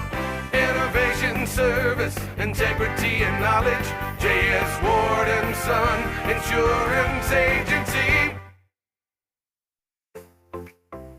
Summer adventures in New Mexico can lead to unexpected injuries or conditions. Artesia General Hospital and our skilled general surgeons remind you, take steps to avoid surgery while traveling and enjoy outdoor family time. Lift heavy coolers and luggage properly to prevent hernias. Practice safe food handling at picnics to avoid severe infections. Wear protective gear during activities, clean cuts thoroughly, and don't ignore persistent abdominal pain, swelling, or unusual symptoms. Prevention is best, but if surgery is needed, whether for appendicitis, gallbladder issues, or trauma, our experienced team is here. Dr. Michael Mann, MD, and Dr. Shiamo Pansuriya provide compassionate, expert general surgery care right here at home. For advanced surgical services you can trust, choose Artesia General Hospital. Artesia General Hospital. Healthy summers start here with surgical excellence when you need it. This is a nasty little termite. It loves nothing better than to eat your house, your subfloors, your walls, around your windows. And then they swarm around, taunting you. We're eating your house. We're eating your house. You'd like to kill them, wouldn't you? But you don't want trenches dug around your home, and you don't want holes in your foundation. That's where Dow AgroSciences and the Centricon Termite Colony Elimination System come to the rescue. The same system that protects the White House can help protect your house. An authorized operator strategically places Centricon stations around your house and then carefully monitors them for termites. If they're found, a professional inserts bait tube devices. The termites take the bait and they die. I feel like I'm dying. Kind of like that, only a lot more effective. In fact, Centricon is proven to eliminate the termite colony. Termites are gone with Centricon. No more colony, no more problem. Visit Centricon.com. Call Bob Reed Pest Control today for all of Southeast New Mexico. 575-623-5344. When your crew's waiting on rock or sand, excuses don't move dirt. You need material delivered on time, period. J&H Services Incorporated supplies construction and oil field companies across southeastern New Mexico, West Texas, and the Permian Basin with quality aggregate materials and dependable delivery. Concrete sand, masonry sand, crusher fines, multiple rock sizes ready for your next job. No headaches, no runaround. Just reliable service from a company built to work as hard as you do. Call 575-393-6204 or visit jhservicesinc.com. Your business runs year-round. So does ours. Block Advisors at H&R Block provides small business expertise beyond just taxes. From post-tax filing support to payroll and bookkeeping, we are always in your corner through tax day and every day, all year long. Because your passion never takes a day off. Let's talk business. Schedule an appointment today at blockadvisors.com/smallbiz or 502 West Texas Avenue, Suite A, Artesia. Do you ever feel like you're running in circles? Like you're just chasing day after day after day and really getting nowhere? I think we all get there at times, but God created us to live for something bigger than ourselves. And when we get in that daily rut, most of the time we're living for ourselves. God wants a relationship with you. He loves you. And at Faith Baptist Church here at 401 South 20th Street, we are pursuing after God and would love for you to come join us. We want to go from where we are to where God wants us to be. Come join us at Faith Baptist Church. Tired of waiting at the dealership? Artesia Ford Sales brings expert Ford mobile service right to your home or office in Artesia. Our certified technicians perform oil changes, tire rotations, brake inspections, battery service, fluid checks, and more, while you stay productive. Enjoy complimentary service at your convenience. No hidden fees for the visit. Same Ford quality and warranty, plus time saved for what matters most. For 60 years, our family has taken care of yours. Call Artesia Ford Sales today and schedule your mobile service.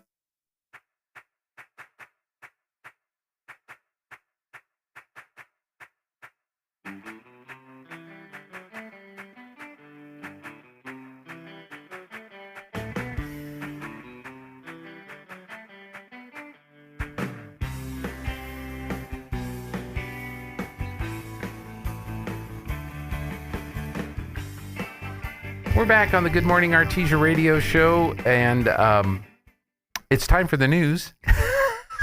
Is that okay? That's fine with me, man. By the way, if you're following the Eddy County Fair, the Broiler Breeding Poultry and Duck Show, I think that's new this year. I don't remember them judging ducks. I wonder if they name them like they do. Because don't they name the pigs most of the time? You know, I think they do. I would avoid that because I know where the pigs wind up, and I just think that would be. But I'd name like Bacon or something. Sausage roll. Or Donald Duck. Donald Daffy. So we had Ryder Champion on last week, and he showed pigs when he was in school. And I said, "Did you ever name your pigs?" And he said, "I did." I said, "Who did you name them after?" He said, "Girls I wanted to see." Okay.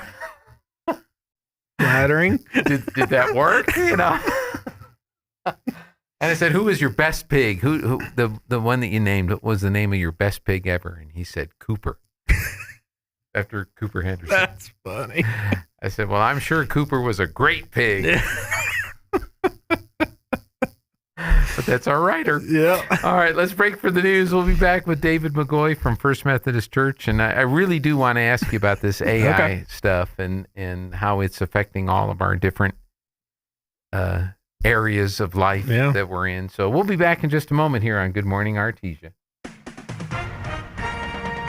With SRN News, I'm John Scott. Tropical storm Bertha made landfall in Louisiana and was southwest of New Orleans, while moving west toward Texas early this morning after closing beaches on the Gulf Coast from the Florida Panhandle to Mississippi. U.S. applications for jobless benefits tumbled to the lowest level in decades last week as layoffs remain historically low despite global economic uncertainty. The number of Americans applying for unemployment benefits in the week ending July 18th declined by 22,000 to 187,000, reporting the Labor Department. The House adopted a Republican-only $95 billion budget proposal. Speaker Mike Johnson worked to push it over objections from Democrats and some GOP holdouts. The package includes $73 billion for the Pentagon and other national security needs. It now heads to the Senate. This is SRN News.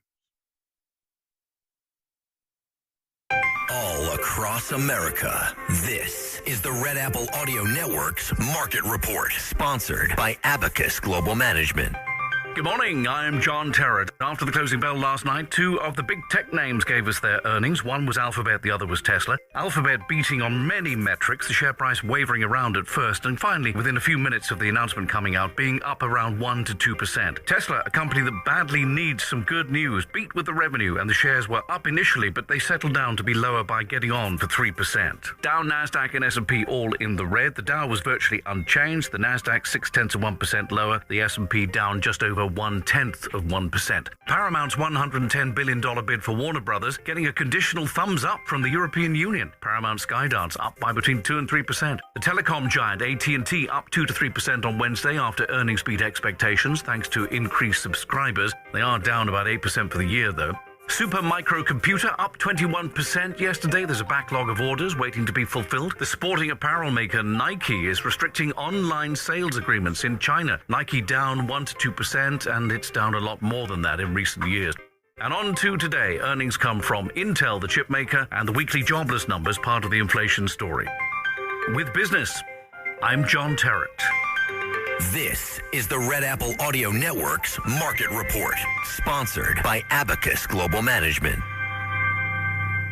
What if the future of finance wasn't built around averages, but around you? At Abacus Global Management, we're reshaping financial planning around the most personal data point, your lifespan. But it's more than just insight, it's control. As a technology-driven asset manager, we're empowering investors with an integrated system to take command of your time, your future, your financial destiny. This is a new era of investing. Take control at abacusgm.com. Now, time for another Otis Advisory. Those crazy cats at the Wuhan lab are all excited about the new 100% lethal virus they've brewed up. No more fooling around this time, said the velociraptor of the wet market. Our newest Chinese virus is 100% deadly to humanized mice. Well, that's cute and all, but how can you tell if your mice are humanized or not? Hello? What exactly do you look for? I mean, what gives it away? Maybe humanized mice start asking for little phones and credit cards, or maybe a mail-in ballot. Hell, I don't know. Or now they'll only drink filtered water. Well, of course. How about a lemon cleanse with it? And is it Cajun Navy kind of humanized? Or is it the Dallas kind? And how do you explain 100% lethality to little Johnny up at the community college, who's there just trying to learn to weld? But the truth is, your humanized mice know how to show you deadly. Just give them a lick of this new and improved Wuhan brew. They'll show you what 100% lethality will look like at your house. Wait, why do we need this again? Did we go to war with ourselves or what? I'm thinking the downhill slide started with the untucked look. That's when Vox Populi started to let the little thing slide. Then San Francisco made it worse, when it was okay to steal 1,000 a day from the local Walgreens. How do humanized mice compete with that? 100% lethality gives me the willies. Remember, it's always okay to say no to Pants's handlers. This is your Uncle Otis. I'll see you at the Peace March. I'm meteorologist Steve Hamilton with your Pecos Valley weather. Low 100s for our high today. We're getting sunshine, high pressure over central Texas, but that's covering our area too. Overnight will be clear. Our lows in the mid to upper 70s. Another hot one on Friday, about 105, and lots of sunshine. Maybe a shower on Friday night, and then sunny and low 100s on Saturday. About the same for Sunday. Low 100s and sunny. I'm meteorologist Steve Hamilton, and that's your latest forecast. What was that we saw on there? I don't remember that. 83 degrees and sunny in Artesia, New Mexico. It's 85 in Carlsbad, 83 in Roswell, 85 in Hobbs. And David, it's supposed to be 102 today, 105 tomorrow. And I'm working in that food trailer, and it's going to be hot. So you're in the food trailer for... Cody Hendricks, okay. The Fabricator's Feast. So I go down there just to help him serve and stuff. Okay. It's fun. I mean, you get to see a lot of people and talk. And this is in the food court area? It's more over there by the concert, where they're holding the concerts. Okay, by the open arena. The entrance, yeah. Okay. So we're right there. It's a blue. Is it actual trailer, or are you in that building? It's a trailer. It's a trailer. Okay. Yeah. We're right. I mean, we're facing he's facing the horse arena where they did the roping, team roping and stuff. Mm-hmm. Cool. So you'll be there. I'll be there. I usually do the afternoon. I'll usually go around 3. Okay. And you'll be out there tonight? Mm-hmm. There's a concert tonight. Yeah. I've heard every concert. So how was Shane and Shane? It's good. They have good turnout? I think so. I mean, Okay. I think a lot of the bottom was full. And then there were some that were sitting in the stands, but I thought it was good. I love Shane and Shane, so when he said that they were coming, I was excited. But you're in a food truck. Right there, though. I could just step outside and hear the whole thing. So which one is Shane and which one is Shane? The one on the left was Shane. Okay. And the one on the right was Shane. There's Shane. They're not brothers? I don't think so. Okay. I don't know that much about them. I know their music. Was it good? And they were good? Live? Yeah. It was really good. He sounded just like he does on the CDs. Or, I'm sorry. CDs, young ones, are the thing, compact discs that they used to put in. Lana told me in her car, there's one stuck in her car CD player. Really? I don't know which one it is. And we've got a couple of older cars, and one has a 6 CD changer in it. Yeah. And we hadn't driven it for a while. And so we get it out and we check the tires and we get it started and run it. And I wonder if there's anything in the CD player. Out came an Eagles CD. I've been looking for that. I was wondering where that went. You know, it's crazy. Anyway, the AI thing, I told the story that came out yesterday about the ChatGPT, that organization, and how they were doing a stress test, I think they call it, where let's not connect it to the internet and let's give it something to work on. And it figured out how to get on the internet and then went after one of these AI clearinghouse type companies and said, "You're the one that put me in this sandbox. I'm going to go after you." And wow. But what have you seen in, I've seen AI in the broadcasting, and I got to tell you, DJs, we have one that works for us. Mm-hmm. He is absolutely scared to death that I'm going to walk in one day and say, "You're done. You're done. I got this AI of you." And that's not going to happen. Yeah.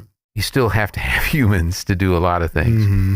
And he does a lot of things. And so but I understand why he's worried about it, because I have spent my entire radio career figuring out how to do things without people. Yeah. Yeah. And probably on necessity. I mean, there's probably times where you just couldn't find anybody. I can tell stories. Yeah. What about in the church? Are there AI tools? Are there concerns about? I think in the church, the biggest concern is if, say, like a preacher is just going to AI and saying, "Hey, write me a sermon on John 3:16." Mm-hmm. And it shoots it. I haven't used it, but I've experienced, just seeing what it does. I mean, it basically, that's what it does. I mean, it's a word for word where you could just read it or learn it, and you could they even throw in illustrations. The AI even threw in the illustrations on it and things like that. I think that's the biggest worry as far as church wise. I think like anything though, you can, as long there's some that'll abuse it, and then some could use it for like if we're using John 3:16 as an example, just saying, what with this mindset, how does John 3:16 interpret?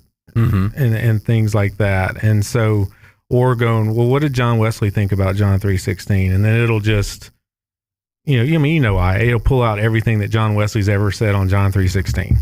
And so I think in the church, it's mainly that of preachers that would or Bible studies or things like that. I mean, I've used it, I did a study on Romans, and I did get AI to help me with questions. Mm-hmm. I had some, and used some of those or reworded those or something like that. And so I think it's more of just the abuse of, it's like anything, mm-hmm. But that story, I hadn't heard that story. That's Terminator type story. That's what everybody says. Yeah, this is Terminator stuff. Yeah, and I think that's where a lot of people are concerned about it. I saw something on the X, and I sent it to Lana, but she doesn't have X, so she doesn't. Does she have Y?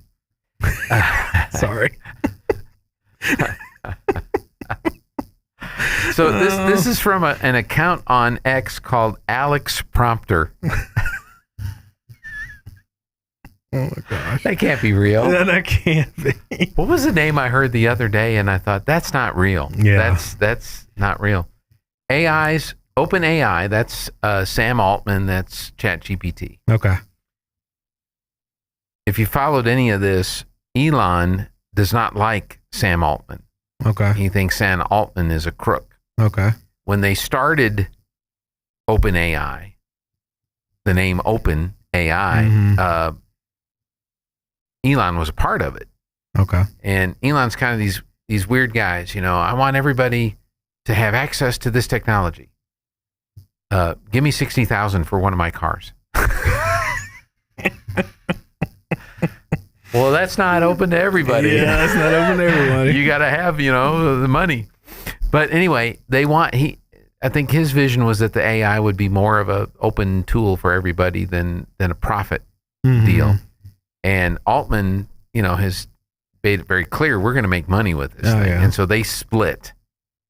And so the OpenAI is Sam Altman, it's ChatGPT. AI broke out of a locked test environment, got onto the internet, and hacked into Hugging Face's servers. And these millennials come up with these names. Hugging Face, what is it? It's like there used to be a company called United Blood Services. You'll never guess what they did. What? They blood services. Yeah. Now it's Vitalant. Or as Scott will call it, Vitalant. What do you do? Yeah. Well, we collect blood. People donate blood. We collect blood. Millennials. Yeah. Anyway, it did this entirely on its own. No human told it to do it. Here's what happened in plain English. OpenAI was testing how good its new AI models are at hacking. So it was a test. They put the AI in a locked computer with no internet access and gave it a cybersecurity challenge to solve. The AI couldn't solve it the normal way, so it started looking for a way out. It found a software bug that nobody knew about, used the bug to escape the locked computer and get onto the internet. Once online, it figured out that Hugging Face, a platform where AI companies store their models and data, might have some answers to its problem. It found stolen login details and discovered another unknown bug in Hugging Face's software, combined both to break into their servers and grab the test answers. Holy cow. It did all this to cheat on a test. Hugging Face's security team caught it and shut it down. Both companies are working on the investigation. The part that should get your attention is that nobody programmed any of this.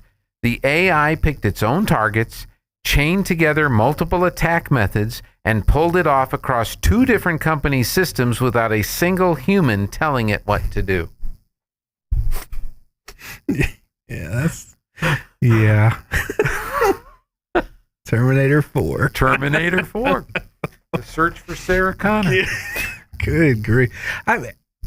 It's so where does this go? Do you see the potential for people to not know the difference between the human written script and the AI written script? I think you see it. I think you see a lot now, like especially on Instagram.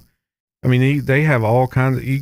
Now you're looking at something going, well, I don't even. Is that real or is that not real? Like I saw a deal where boots, and they had jets on the back of the boots for water boots, and you can turn them on and you can ski across the lake on those boots, and you're going, is that real? But then even commercials, sometimes you can tell, like even with music now, there's AI writing music and doing videos, but you can kind of tell with that because then their mouth isn't lined up. But I think it is. I mean, I think you're not going to know what's, it's going to be hard to say what's real unless they do something like you have to, law-wise, it has to be AI. Like you have to say if it's AI or not AI. Right. Well, but then you're still going to have people, that's like banning guns from everybody. Taking guns from everybody, but the ones that break the laws anyway are still going to get the guns. I don't know. Yeah, it's really kind of scary. I think, and we've seen movies from all this over the years. We were talking about this the other day. Ferris Bueller changed his grades. Yeah.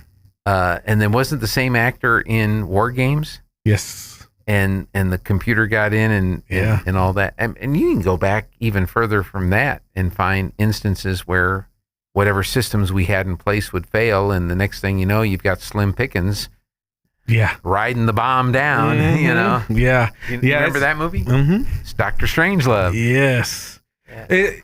Because like with the War Games movie, it was tic-tac-toe that figured out that they couldn't. Yeah. But I mean, it's easy. I mean, but that's a movie. But how much of that turns into?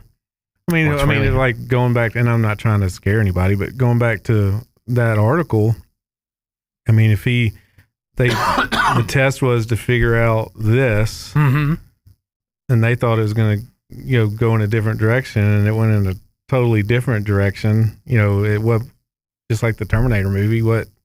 Yeah, where's it going to go? Will the world be better without humans? I mean, there was another clip I saw, and again, I don't know if it's AI or not, but I guess it's when the AIs are calling to talk to another, and they wind up talking to another AI. And once both the AIs realize that they're talking to AIs, they go into computer language.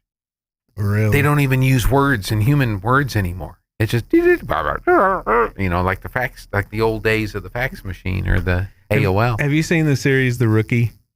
No. The cop show?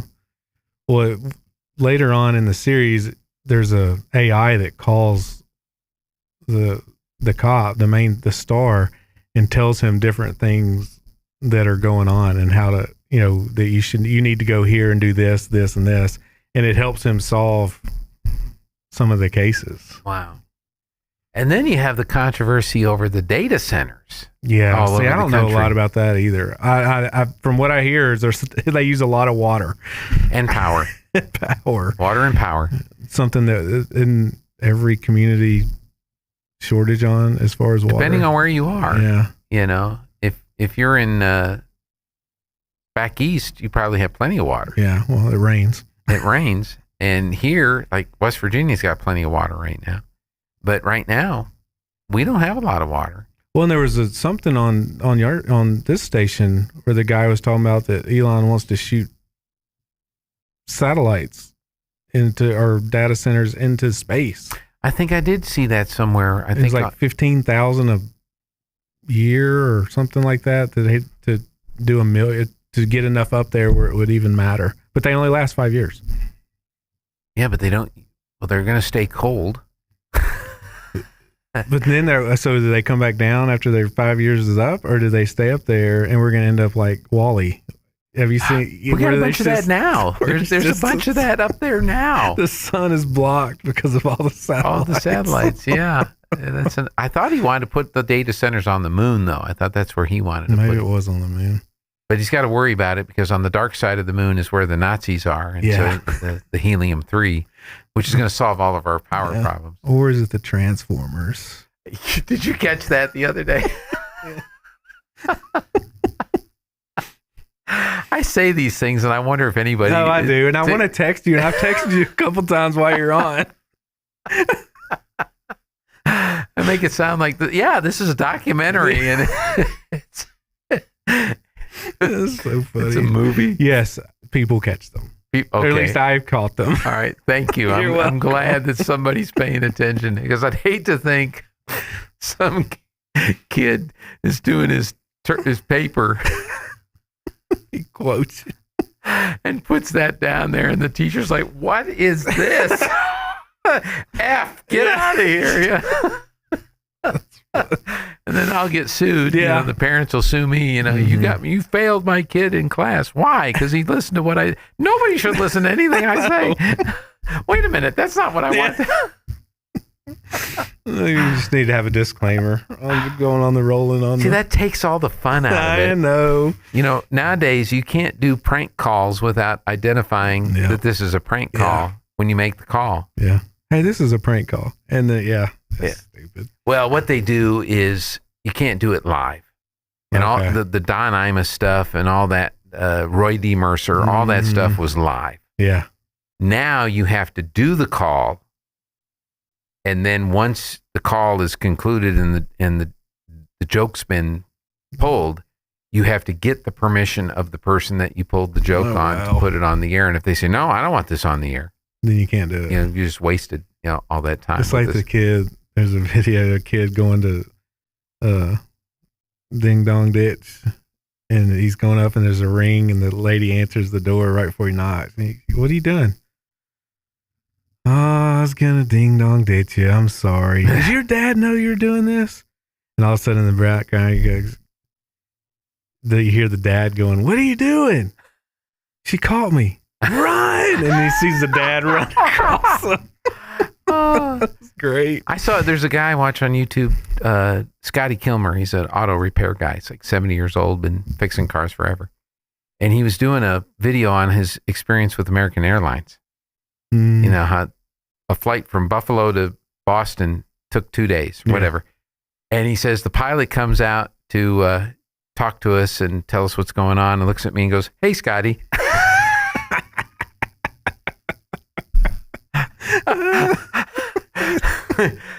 Well, how can I do a video complaining about this if you're going to be nice to me?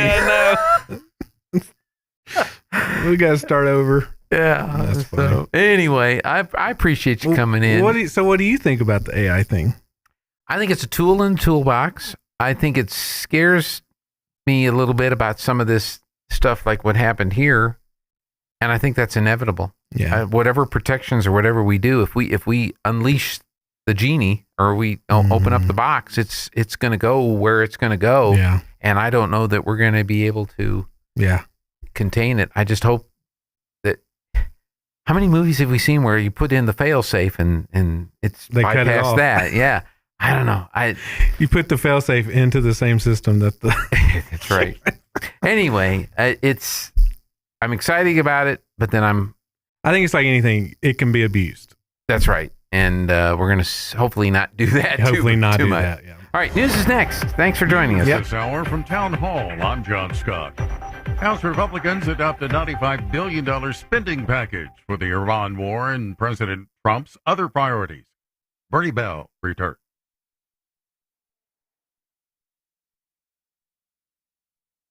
Chief and Defense Minister, both of whom lost their jobs. The new Army Chief, Major General Mikhailo Drupataya, is part of a new generation of Ukrainian generals. Zelensky has tasked Drupataya with updating the defense strategy. Street protests in Kyiv demanded the return of the tech-savvy Defense Minister, Mikhailo Fedorov. Meanwhile, Ukrainian drones have struck warehouses in Russia, targeting facilities they say are being used for drone production. I'm Charles de Ledesma. In consumer news, Ford may indeed have a better idea. Texas resident Kenneth Kovar has a home energy setup from Ford in which drivers of certain popular F-150 models can plug their vehicle directly into their electric meter to power their home during an outage. It's the latest example of automakers broadly adapting their electrification technologies to the home energy business, especially as demand on the grid increases and sales of electric vehicles slow. Car companies are looking to leverage their multi-billion-dollar EV investments to tap into a promising market in vehicle, home, and grid technology, both for backup power and for supporting electrical grid resiliency. Keith Peters reporting. Tropical storm Bertha turning toward Texas earlier today after making landfall over Louisiana on Wednesday and heading offshore again. It continued to bring rain to a large swath on the northern Gulf Coast along its path. As Bertha traveled westward, the storm was expected to make another landfall along the northwestern Gulf Coast. Bertha has had maximum sustained winds of 45 miles per hour. For all these stories, from townhall.com.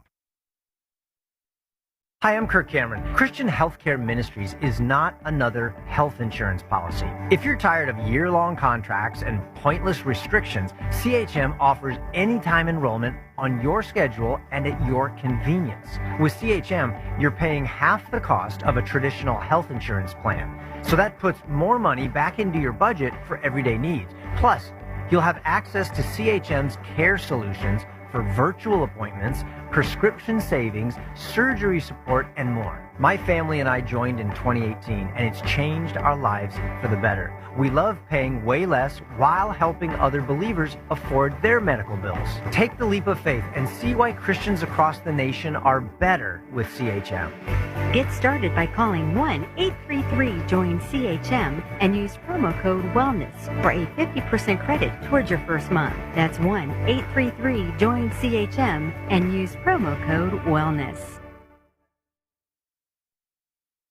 Canada is hoping to improve its trade relationship with Washington.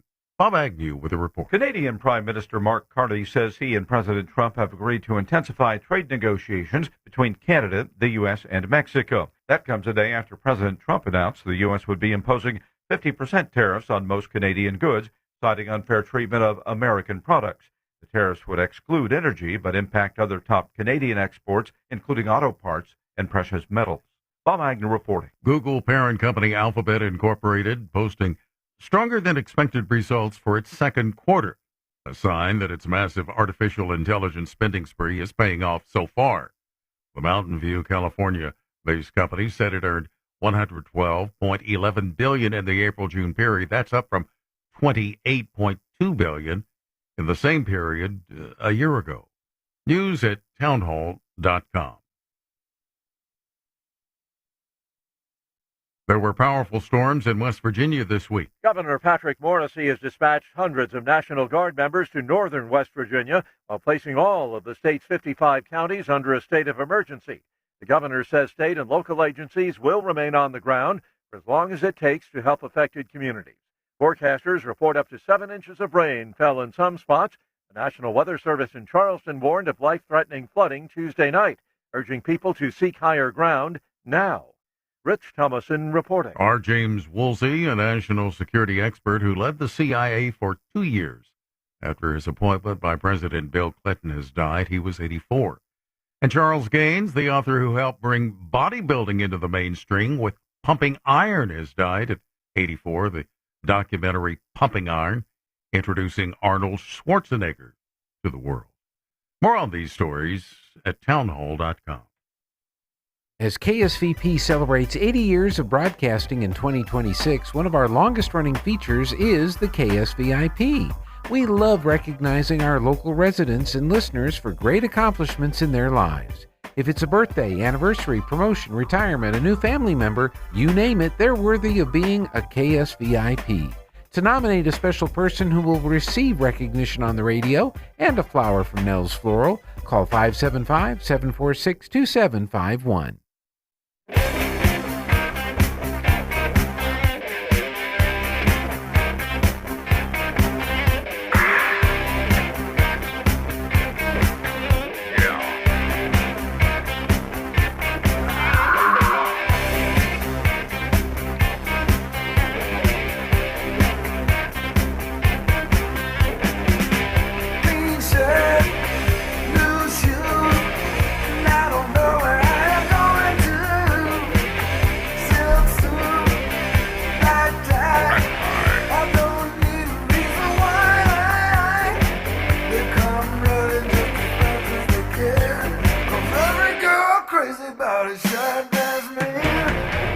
Good morning. Welcome back on the Good Morning Artesia radio show. I'm Gene Dow filling in for the sharp-dressed man of Scott Pettis. I just have a regular old shirt on and sandals today. Of course, it's radio, even though we have video, but you never do see what's below the counter. So I'm not going to go any further with that. Samantha Odom joins us by way of the Zoom room. Good morning, Samantha. Good morning. Thank you so much. Yeah, thanks for joining us today. I got a note from Jessica that you would be her guest as our guest yes. on the slot. And I tell you, the technology is just drives you crazy with everything. We just had a conversation last hour about the AI and how there was a ChatGPT. People were doing a test of the AI. They had a computer locked up in a room, not connected to the internet, and they gave it a problem to solve. And it got on the internet and hacked another company's servers to get the answer to the problem that it was given. And wow. We were thinking Skynet and Terminator and all this kind of stuff. Oh.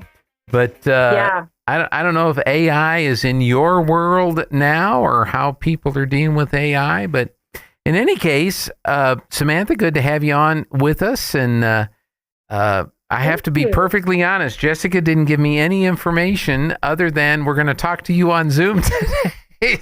Awesome. So tell me about tell me about yourself. I see some beautiful artwork on the walls behind you, and Yes, I'm sitting in my gallery in Cloudcroft, New Mexico. So I love living here in Cloudcroft, and I am a guest artist at the Ocotillo Performing Arts Center for 2 months, all of July and August. And so Jessica and Nancy Dunn, they asked me if I wanted to put my art up there and have a show. And so that's how I'm connected to Miss Jessica and Miss Nancy. And so I'm honored to be the guest artist there. And yeah, I have murals all over New Mexico. And so, yeah, I can talk about my art or whatever you want to talk about, Gene. Love to do that. Have they had your reception yet at the Ocotillo? Our reception is a week from today. It is July 30th from 5:30 to 7. We're going to have refreshments, and I have a whole new collection of my leather and metal up. It's not leather or metal, but it looks like it. It's all paint that I made. It's a proprietary blend, and it's kind of, I don't know, are we on video? Yes, we are. Like this piece behind me right here. So most of my work, I started out with these colorful pieces. There's Joyful Jesus. He's one of my very favorite pieces. And so this is a newer thing that I started to kind of just have a second, because some people don't want all the bright color in their house. So it's a very different thing, but it's also really restful for me because it's more like sculpture. Mm-hmm. And so when they asked me to do a show there, I was like, every time I drive through Artesia, I'm from Melrose, New Mexico. So I'm very familiar with all of New Mexico because when you grow up, you play other teams and sports, but you drive all over. And so I'm very familiar with Artesia. I was really good friends with lots of people from there. But I always loved your sculptures and just the appreciation for art that Artesia has. And so getting to hang my art in Artesia is just a huge honor to get to hang by these amazing artists from all over New Mexico and the world. So, yeah, the collection I picked has more of what I feel Artesia is, that the copper, that sculpture in the middle of town with the woman reading to the children. Mm-hmm, right. I've always just looked at all of those bronze and copper sculptures and just been like, these are amazing. So I kind of put a collection together of what I think of when I think of Artesia. So it's kind of fun. I have some, I have a longhorn that I just finished, as well as the oil field, so an oil rig, but done in leather and metal. So Leather it's and kind metal. of looks like leather and metal. Yeah, well, that's Sally Chisholm depicted in that bronze sculpture, and that was the one that kind of started all of the different sculptures that you see around town. As that was the first one. Really? Oh, wow. And and then of course there's the three of them. There's the one by La Fonda, that's right in front of La Fonda, and then you go to the north and there's the one in the roundabout, and you go to the east and there's the one at the gas station there, the service station, and that's a 3-piece set. So you got the rustler and you got the vaquero and you got the guy coming to save the it's been an amazing story to see all of these different sculptures that have been here. And then the murals. I'm sure you've looked at all the different murals that are in Artesia. Yes, that's how I first met Miss Nancy Dunn, because I know she was like with the Artesia Arts Council. You know, to even have an arts council in your town is just amazing. I grew up in a really small town, and just recently we had a mayor come in and she said, we want to do a huge mural. And we did the side of it. I did the mural on the side of a feed barn. But to have people who understand what art can do, what public work arts can do, is just incredible. So I think that's I just want to say, like, Nancy Dunn and her whole team, the whole council, they're just amazing. And I mean, you look at Artesia, and I think they're continually putting up murals, right? Mm-hmm. That's right. Yeah. The big one now is Eagle Draw is the runoff channel that runs through town, and there's a wall on one side of that kind of separates the street from the alley behind it, and they've been painting that wall with a mural. Have you seen some of that? Well, I got to talk to, she's a young artist, blonde, and I met her at a big it's like Comic Con, but it was Art Con or Creative Con. Right. I met her in Carlsbad, like I would say a few months ago, And she was telling me all about it, and it sounds wonderful. And it sounds like they're really getting the community and the youth involved. Is that right? That's correct. That's correct. Next Thursday and Friday is when they're going to start painting the wall. So I think you'll be in town for your reception. Oh, wow. Yeah, And- maybe I should come try to help. Yeah. Well, it's Bring that it's spray paint by it's paint by number. So what they've done is Kirsten Moritzen has come up with the design. She I think that's who I met. You may have met her, and then she puts it in the computer, and then she loads it up into her AI goggles. And then I saw her do this, and so she's walking along the wall with the goggles on, and she's drawing out the sketch of the design, and then she'll finalize it. Yes, and so she'll finalize it, take the goggles off, and then each square section has a number. And when you show up to paint, they'll give you a cup with the paintbrush, and say, "This is number 2 or number 1." So tell me what time is that? Where do we meet? Do you have all those details? That'd be great to tell all the people. Yes, I don't know the time yet, but I can find out and I can get that to you. I can get you that. Yeah, that'd be time. great. I would love to do that because I'm coming over anyway, so I'll have to go.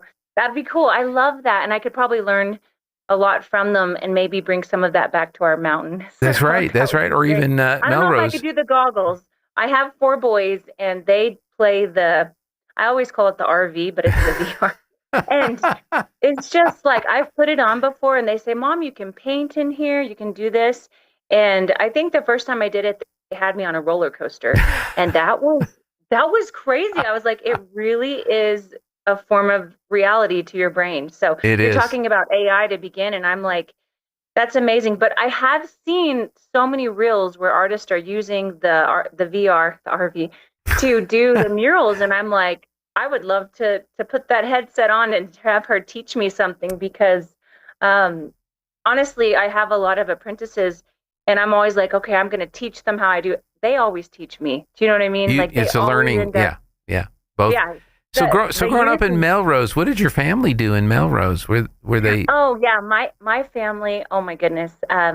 We have a little family farm and a ranch, and so my dad and my brother still are farming and ranching that whole thing. They actually keep adding to it because it's not a thing that a lot of people are still doing, So my brother's just building lots of stuff and forming teams and partners. And so, I grew up just kind of out in the middle of nowhere, but it was wonderful. Do you know what I mean? Yeah. So is that a big influence in your art, though? The wide open spaces and your experiences growing up?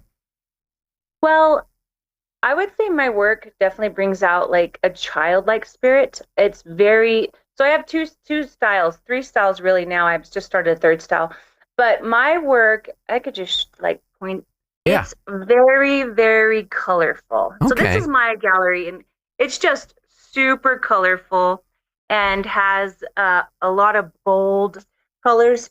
And so I would say my parents led me to the Lord very early in life, and I've always been very spiritual, and I love watching the human soul grow.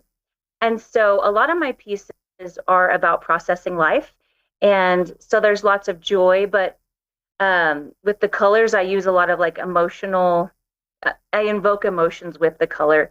And so on the farm I was always drawing and sketching, but we were always working. We worked anytime the sun was up, we worked.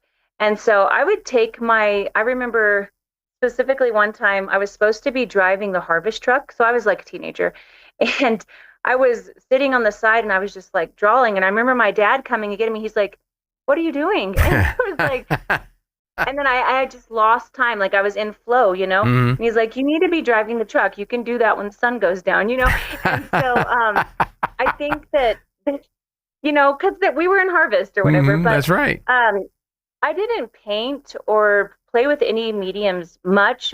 I mean, I did paint a little bit with my mom did a lot of painting on wood. They would cut out wood and put it in the yard and stuff. But the bigger thing is I really practiced my drawing skills on the farm. But I also was very imaginative, and I'd kind of get lost, and lots of animals, lots of gardening. And so I would say just being, with the earth all the time and with the animals. And then going into college, I was in a hurry. And I tell all the kids now, like, don't be in a hurry. But I just wanted to get that degree. And so I did it really fast because everyone told me, do not get an art degree. You will not make any money. And so I did not do art education because I was very discouraged, and they said, you have a scholarship, you have full ride, use it. So I actually fast forwarded as fast as I could through my college I got all the credits, but my last year of college was free. I could pick any classes because I'd already earned my degree. And I did all art classes. I did sculpture, I did oils, metalsmithing, everything in the art college. And that is when I was like, this is what I want to do. I do not, I liked my degree and I'd earned it, but oh my goodness, the sculpture class was just fascinating to me. I still remember my teacher, Rachel. I think she still teaches at NMSU. But so anyways, my biggest education came after college. I became an apprentice for an older gentleman who was very much like Tuscan Italian style, but he did murals in restaurants and on ceilings.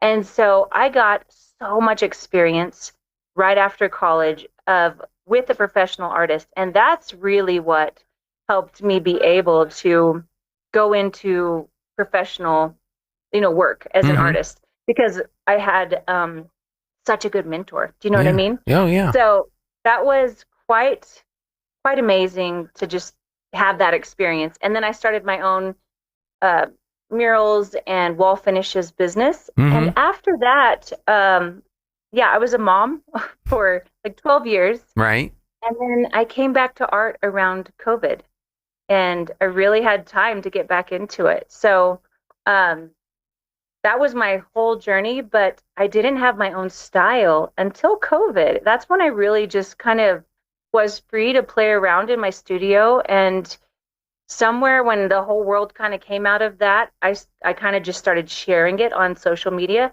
And man, the little towns around here, Cloudcroft, everyone was so supportive. And then the rest is history. It's only been 5 years since I've had this new avenue to express my heart. And so it's been crazy to be on the farm to now. You know what I mean? Right.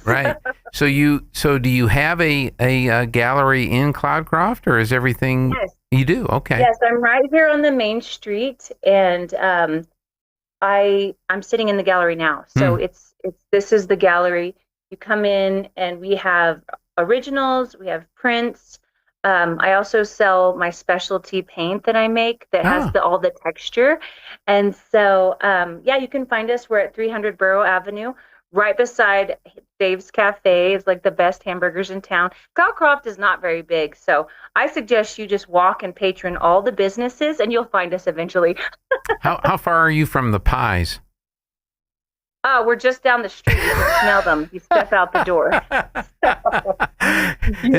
Are you on the side of the street where they have the pipe running from the ovens out the front of the store? You're up there. Okay, I've probably walked by there. I know.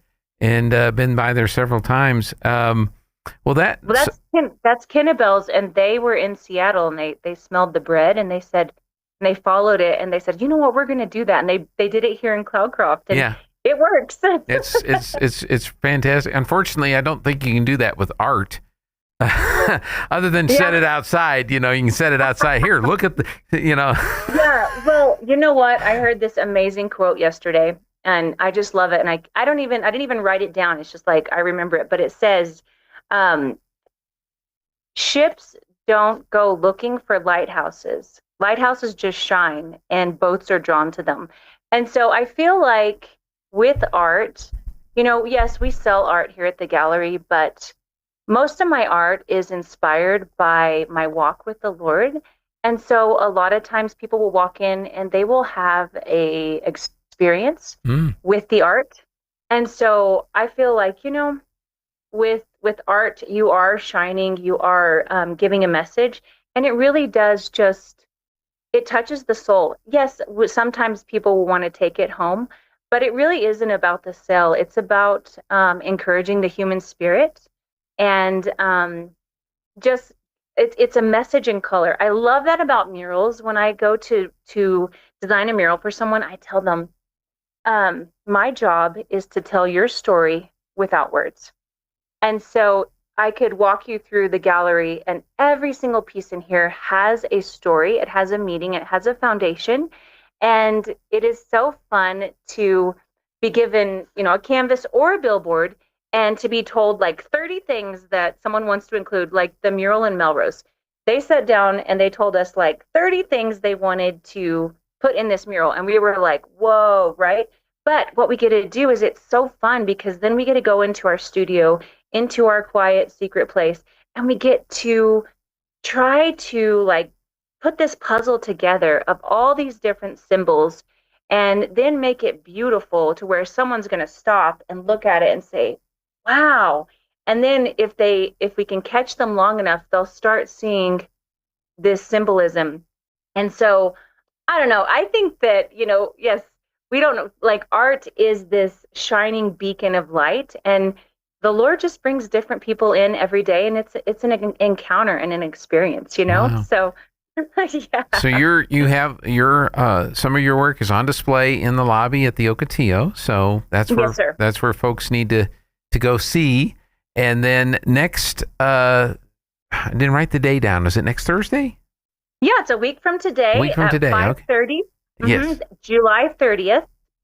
July At 30th. the Ocotillo Performing Arts Center. Mhm. We're going to have refreshments. I'm going to be there, and I'm sure Jessica and Nancy are going to be there. And I just want to be able to talk about my pieces with people if they want to talk. And the show that I have up, it's very heavy textural, and so they're all pretty much statement pieces.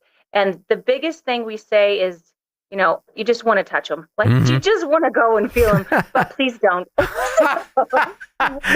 You touch it, you buy it.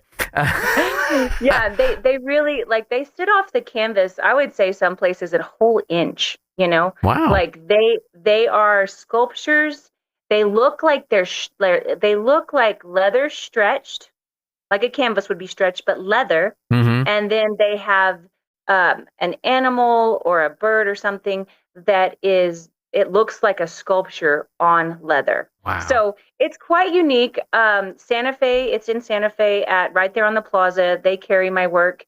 And so I'm excited because I don't know if you've ever been to Santa Fe or big towns that have art on, every street corner. But when I was in my 20s, I thought, Jean, like, how do you ever stand out? How do you ever make it, And what I realized is it's not really about making it, like, it's about every encounter with every single person. You just want to love the person that's right in front of you, and you want to share your heart with that person that's right in front of you. So anyways, it is at the Ocotillo. I know I talk so much. No, that's great. It's a talk show, so we're yeah, that's true. We're in good shape. I'm looking at the clock because I've got another segment that I need to go to after this. So okay. Is there anything else you'd like to add before we conclude for today? No, I just want to say thank you guys so much. I hope I can meet some of the fellow or local artisans. Is that what you call you guys? And just get to share some of my pieces with you guys. And I just want to say thank you. Thank you for visiting with me today. It's quite an honor. And I was backpacking last week when we were supposed to meet. So I really appreciate it. And thank you. It's good. I'm glad we have you on, and look forward to seeing you next week. And stay cool up there because it's going to be like 102 here today. And you're probably going to top out at what, 85 or something like that? Yeah, probably. I don't know. It's been a beautiful summer. You guys should come over to Cloudcroft. We'll get you some pie, and you can walk through the gallery. I can tell you some stories.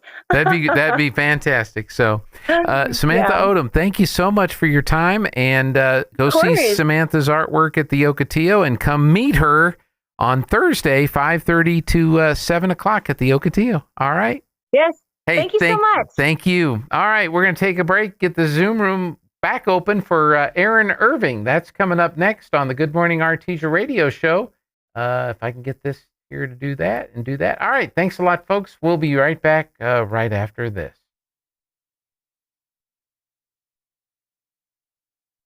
There we go. All right, thanks. An Artesia Bulldog preparing for victory. Most of the time, however, it's probably just the family pet asking for attention. Artesia Animal Clinic provides a full range of services for just about any size pet or animal.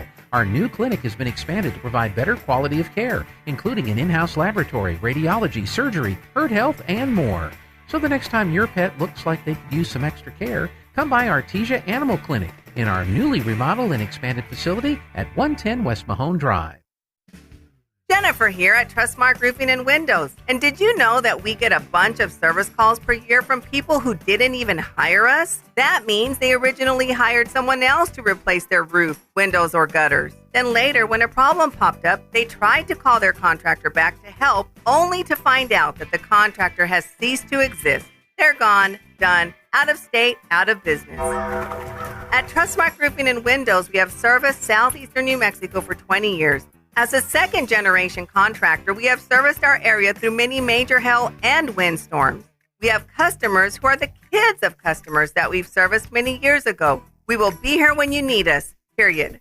For roofing, gutters, or windows, visit trustmarkroofing.org or call Trustmark Roofing and Windows 575-755-ROOF. That's 575-755-7663. Trustmark Roofing, we put people first.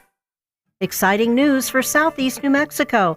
The Advanced Heart and Vascular Center of New Mexico in Carlsbad, home to Dr. Amanda Ryan's trusted cardiology care for over 13 years, is now part of Current Clinic. That means world-class electrophysiology services right here in Southeast New Mexico. No more 3-hour drives to see a specialist. Current Clinic is bringing advanced, life-changing treatment for atrial fibrillation, AFib, and other heart rhythm disorders close to home. Early intervention for AFib can dramatically lower your risk of stroke, and our goal is to help our community understand just how important that is.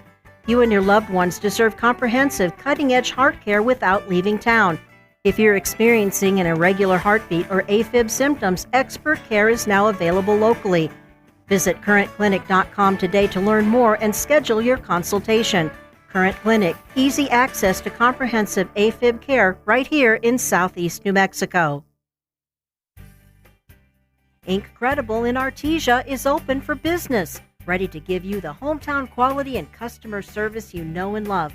Georgia and her team specialize in in-house design for quality custom business cards at a competitive price. From scanning to desktop publishing, if you need it, they can do it. On Main Street across from the Derek Floor statue in downtown Artesia. For all your printing needs, think Incredible. Home health care is health care in the comfort of your own home when you cannot care for yourself. Home care services can help someone who has chronic health care issues, medical setbacks, or health impairments. J&J Home Care has the best skilled nurses and therapists for any of your special needs. So why pick a stranger to care for those you love when you can pick your beloved neighbor with over 30 years of experience? J&J Home Care is here for all your home care needs. Call us now at 575-746-2892 or visit us at jjhc.org. First American Bank proudly supports agriculture, FFA, and 4-H programs across Eddy and Chaves counties. We're honored to make possible the video streaming of livestock shows at the upcoming Eddy County Fair and Chaves County Fair. These events highlight the talent and dedication of our local youth. Show your support by attending the fairs and cheering on the next generation of agricultural leaders. First American Bank, your local first community bank since 1903. Member FDIC. With a deep heritage in oil and gas, Abo Empire is focused on safe and effective energy development in New Mexico. We will continue to make strategic investments in this industry to promote the economic and environmental well-being of our company, our partners, and our communities. We are continuing the Yates tradition. From John Yates Jr., Cynthia Yates Price, and their families, we are your partners in the community and proud supporters of Artesia Bulldog and Lady Bulldog sports. Well, so far so good, Aaron. It all seems to be working today. That's good. That's good. We got a new encoder for the morning show video stream, and knock on wood, that seems to be looking pretty good. They just streamed the broiler breeding poultry and duck show. Okay. From the fair, and that looks good. They're getting ready for the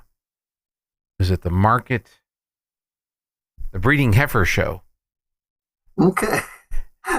That could be taken in the wrong way. If you were in San Francisco, that would be a totally different expectation. These are cattle that are for breeding, not. There won't be any demonstrations. Not intentionally, anyway.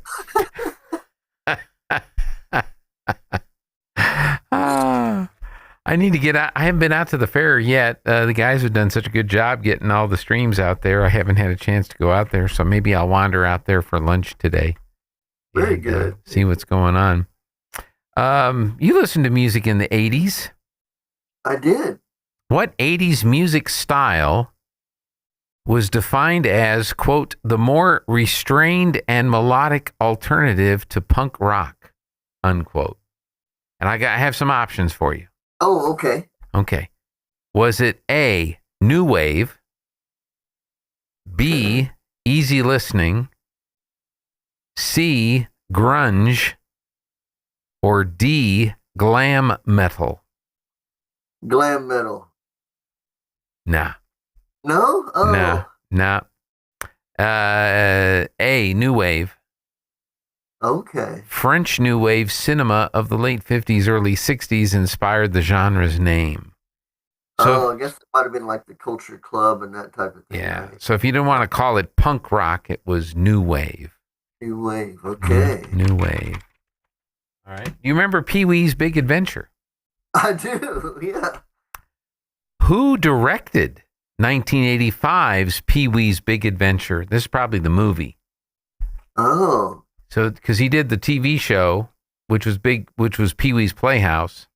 Uh-huh. And then I guess he did a movie called Pee-wee's Big Adventure. So it came out in 85. Let me give you some directors. Okay. Which one of these directors actually directed the movie? Was it A, Ridley Scott? I think he was doing something else in the 80s, personally, I think. B, Penny Marshall, who was the director in her own right after she, Laverne and Shirley. Was it C, Tim Burton? Okay. Or was it D, David Lynch? David Lynch. David Lynch. See, Ridley Scott was known for the Alien movies at the time. Did he also do the Terminators, the first Terminators? I'm not sure. Yeah. Of course, he's been doing the Avatar thing now for a while. Yeah. It was, according to this, it was Tim Burton. Okay. Inspired by Dr. Seuss and Roald Dahl, this was Burton's directional debut. Okay. If Tommy Chong was one of the options, I would have chose that one. Yeah. They were.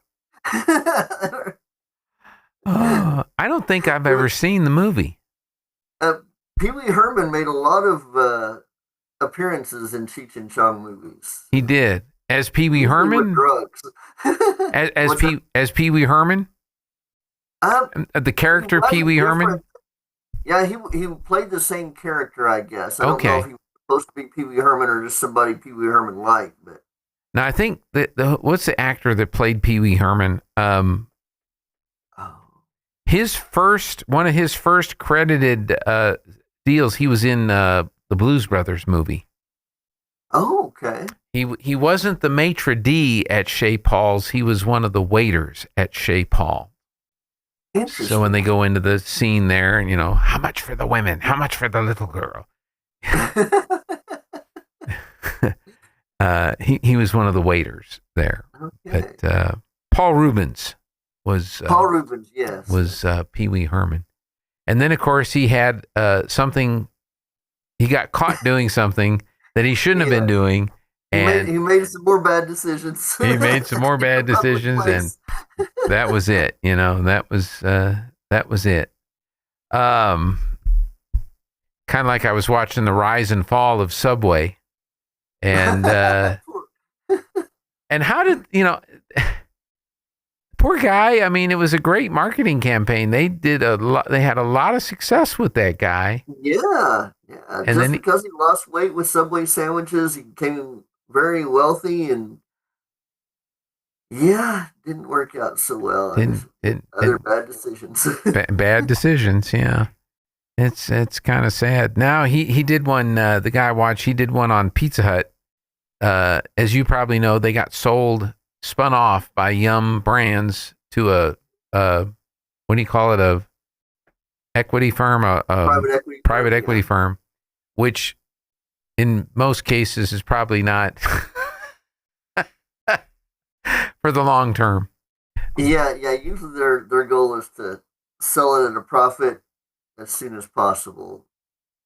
Yeah. Either in parts or in the whole. In parts or in the whole. And so if you're on the front side of it, you can make a lot of money with it. But if you're actually a part of the brand, it can be kind of crazy. And I guess there's going to be a big push to go all nostalgia with the chain. That might actually work. I might go back for that. Kind of cool. Yeah. Bring back childhood memories. That's right. But is the food good enough? I mean, are they going to have enough of what today's diners want to eat? Right. In addition to, the stuff that we remember, Yeah, that's true. Because they used to be top of the world. They brought out the personal pan pizza. They did the stuffed crust pizza. Yeah, that was the place you thought of pretty much when you were thinking pizza restaurant was Pizza Hut. Right. You had Godfathers and some of those others, but yeah, Pizza Hut was the main one. I remember Lana's dad, Mr. Bill, and I would go to the one in Clinton, Iowa, and try to out eat each other at the buffet. Oh yeah. That's what did it. well, we didn't do that often. We did that once or twice. So I doubt seriously if we were what caused the demise of the Pizza Hut. But I was trying to think the last time we went to get one of their pizzas. I can't remember.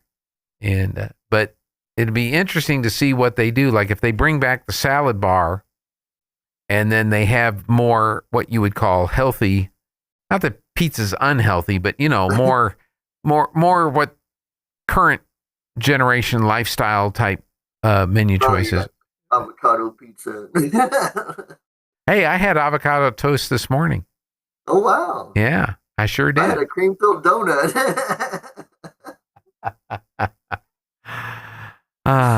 Anyway, I was going to make a skydiving joke. Really? Yeah, but it fell flat. Maybe I should have saved that for Scott. Yeah, that was Scott. As if he's never heard that one before. Right. There were two peanuts walking down a dark alley. Oh, really? Yeah, one was assaulted.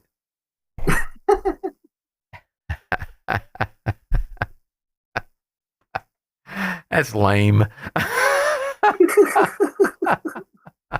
What do you have for us today? I can't wait for AI to reach 10% of the capabilities of the average human. Oh, no. Then we can make it AI the governor of New Mexico.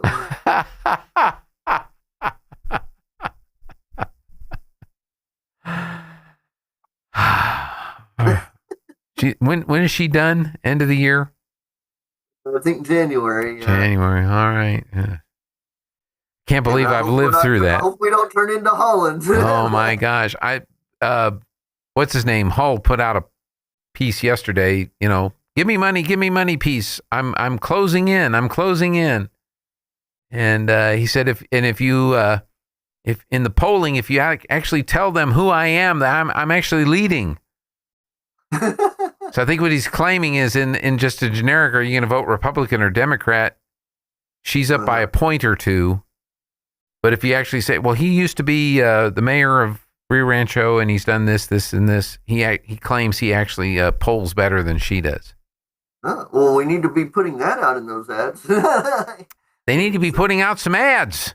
Yeah, she is like, if we can't beat her, or if the Republicans can't beat her, it's pretty sad. She has no charisma. She has no what is it, telegenics or whatever. Mm-hmm. She's not an attractive candidate for policies, for just her demeanor, for the way she acts, and it's like that robot they're having teach school in New York. It's like Yeah. No, you're right. If that's the best they have to offer, and that type of candidate still wins, it's a bad thing. But I tell you, we got to get people out to vote. We've talked about it before. Scott has talked about it before. If the Christians would just turn out to vote, if just the Christians alone would turn out to vote, it would probably change the outcome of many of these elections. Absolutely. Yeah, if Southeast New Mexico would turn out, we would have it. We would have had Mark Ronchetti way back when. But yeah, and I met, I got to meet Greg Hull at Kith and Kin before he announced that he was running for governor quite a while back, and yeah, he sounds really good. I enjoyed talking with him and learning some of his plans and things. He's really going to have to get out there. I think. I forgot the name. I already forgot the name of the guy that didn't beat him. Doug Turner. Doug Turner, yeah. He was out there a lot more than Greg Hull was. Mm-hmm. And if Greg Hull can get out there as much as Doug Turner did throughout New Mexico in ads and face-to-face and all of that, he's got a shot. But if we don't see him other than asking for money, he's going to have trouble. Of course, he needs money to be able to put those ads out. But right.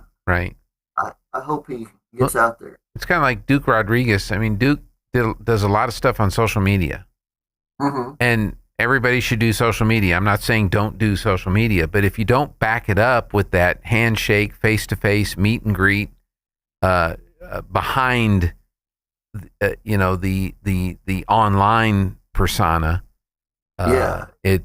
You got to do all of it. You got to do what you're talking about as well as the other aspects of it. Yeah, and when you're a good candidate, genuine, and all of that, it works well. If Deb Holland goes out there and shakes hands, that's going to turn people away. but for somebody that's got a good record, that's very personable and got great ideas. Yeah, get out there and show people what you got, and that'll make the difference. Yeah, well, I know Greg was down here, but not as much. At least I didn't see him as much as Doug. But and Doug did well in this part of the state. Greg didn't do badly, but he didn't do quite as well as Doug. But then what do I know? I'm just a guy talking on the radio that wants people to buy ads. No.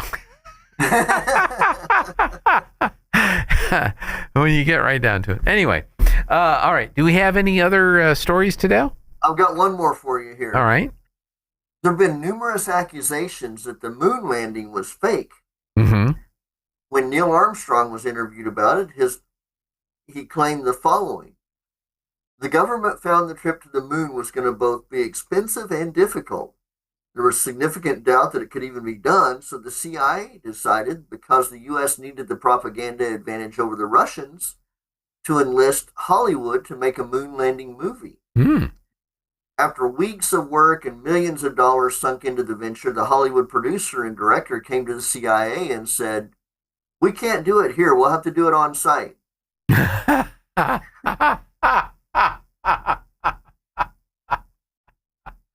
Yeah, our CGI is not up to snuff, so we're going to have to use practical effects and do it on site. Yes, it can only be done on the moon. And that's how it happened. That's how it happened. All right. Well, let's see what the markets are working on today. All right. This is Aaron Irving with LPL Financial, member of FINRA and the SIPC, bringing you your mid-morning stock market report for Thursday, July the 23rd. Stocks are lower this morning as oil prices surged amid escalating conflict in the Middle East, while investors weigh quarterly results from two of the largest companies in the world. The Dow Jones Industrial Average was 1% off, while the S&P 500 dropped 1.1%, and the NASDAQ Composite was down 2%. Oil prices put pressure on stocks as they soared after Yemen's Tehran-backed Houthi militant group claimed attacks on 2 Saudi Arabian tankers in the Red Sea, fueling concerns about an expansion of the conflict in the Middle East. Prices also moved higher after President Trump threatened to bomb Iranian infrastructure. Brent crude futures for July delivery gained 6% to trade above $100 a barrel, while U.S. West Texas Intermediate crude futures rose 5% to above $91 a barrel. Both Brent and WTI were trading at their highest level since before the U.S. and Iran reached an agreement to bring the war to an end last month. Treasury yields rose alongside oil prices, with the 10-year yield reaching its highest level since January of 2025. Equities were also weighed down by a 7% slide in Alphabet shares after the Google parent lifted its forecast for 2026 capital expenditures to as high as $205 billion, pointing to strong AI demand. The increase comes as investors have grown more cautious in recent months about hyperscaler spending around the AI effort. Tesla shares also dropped more than 13% after the electric vehicle maker posted a big earnings miss for the second quarter. That company's operating expenses also rose faster than revenue during that period. Currently, the Dow Jones Industrial Average is 526 points lower at 51,692. The S&P 500 is off 109 points at 7,389, and the Nasdaq Composite is down 670 points to 25,020. West Texas Intermediate crude is up $5.48 a barrel at $92.31. Stocks of local interest: HF Sinclair is down 77 cents a share at $90.03. Walmart is off $1.13 at $108.21 a share. Duke Energy is up $1.34 a share at $129.29. And ConocoPhillips is $2.97 higher at $121.76 a share. This is Aaron Irving with Oakland Irving Wealth Management, serving business owners and energy industry professionals in the Pecos Valley and beyond. You can find us at oiwealth.com or at our offices in Artesia and Carlsbad. You can call us at 575-887-7075. All indices are unmanaged and may not be invested into directly. Securities are offered through LPL Financial, member of FINRA, the SIPC. I have a submitted joke. Okay. What's the difference between a sock and a camera? A sock and a camera? I don't know. A sock takes 5 toes. A camera takes faux toes. I love it. All right. Thanks, Tommy. Appreciate it. All right, Aaron, you have a great day today, and stay cool. All right, you do the same. Aaron will have the closing markets for us this afternoon at 4:30. Sean Hannity with a thought on the news of the day. That's coming up next. Tonight at the Eddy County Fair, it's Hispanic Heritage Night with La Regional Banda El Limón. Y los Marineros del Norte. Tengo miedo de estarte queriendo más y más. Tickets on sale now at eddycountyfair.com. Don't miss all the fun now through Saturday at the Eddy County Fairgrounds in Artesia. Presenting sponsors Devon Energy, ConocoPhillips, and 111 Beef Republic. Ad paid for by Artesia and Eddy County Lodgers Tax. We're involved in the community. We believe in this area, and we reinvest locally to help the local economy. Artesia Credit Union, member NCUA. There is a difference.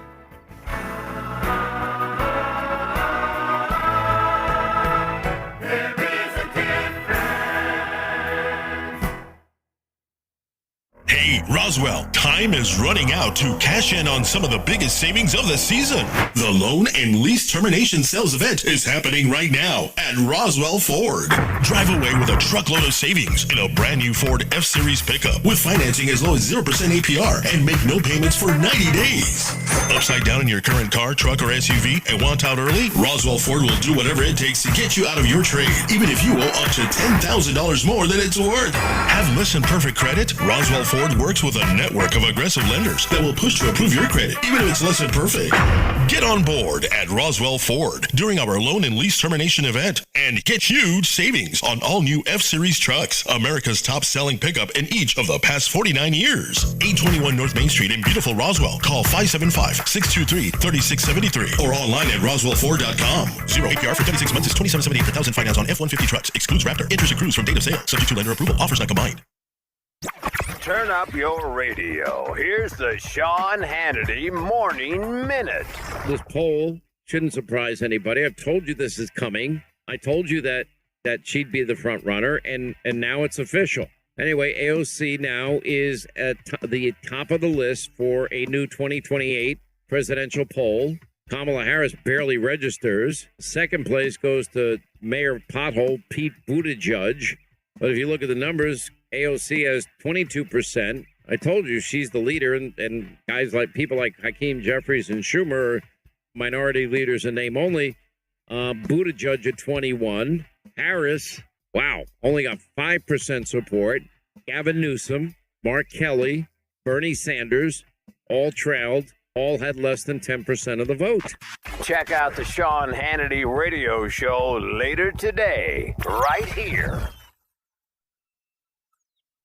I'm sure you've heard about Elon Musk, SpaceX, IPO, but maybe you didn't hear this part. They desperately need one specific, highly conductive physical metal to build out their massive orbital infrastructure, silver. There's a massive 200 million ounce hole in the global supply chain. We're burning through the very last of the world's above ground inventory, and the remaining stockpiles could be wiped out, we're told, according to estimates, in as few as 36 months. Now, this could drive demand to unprecedented levels. Reach out to our friends at Goldco. You can learn more about how silver might be able to help you diversify and protect your retirement. Goldco is a top precious metals company. They're standing by to send you a free gold and silver kit. They want you to be educated about the power of precious metals. You can also qualify for an extra 10% in free silver just for getting started. Call now. 855-815-GOLD. One more time, 855-815-GOLD today. Words are powerful tools. They can build people up or tear them down. A harsh tone can instantly put others on the defensive, while a gentle answer can encourage others and diffuse anger. Too often, we don't consider how our words or our tone can impact others, affect how they hear what we have to say. Before speaking, it helps to pause and ask yourself if what you're about to say is necessary or kind or true. In Proverbs 15, we're told, "The tongue of the wise makes knowledge appealing, but the mouth of a fool belches out foolishness." Often the wisest choice is to say nothing at all, but that can be tough. Come join us this Sunday at Hermosa Church of Christ as we learn more about using our words to bring joy to others. We meet for class at 9 a.m. and we worship together at 10:10. All are welcome.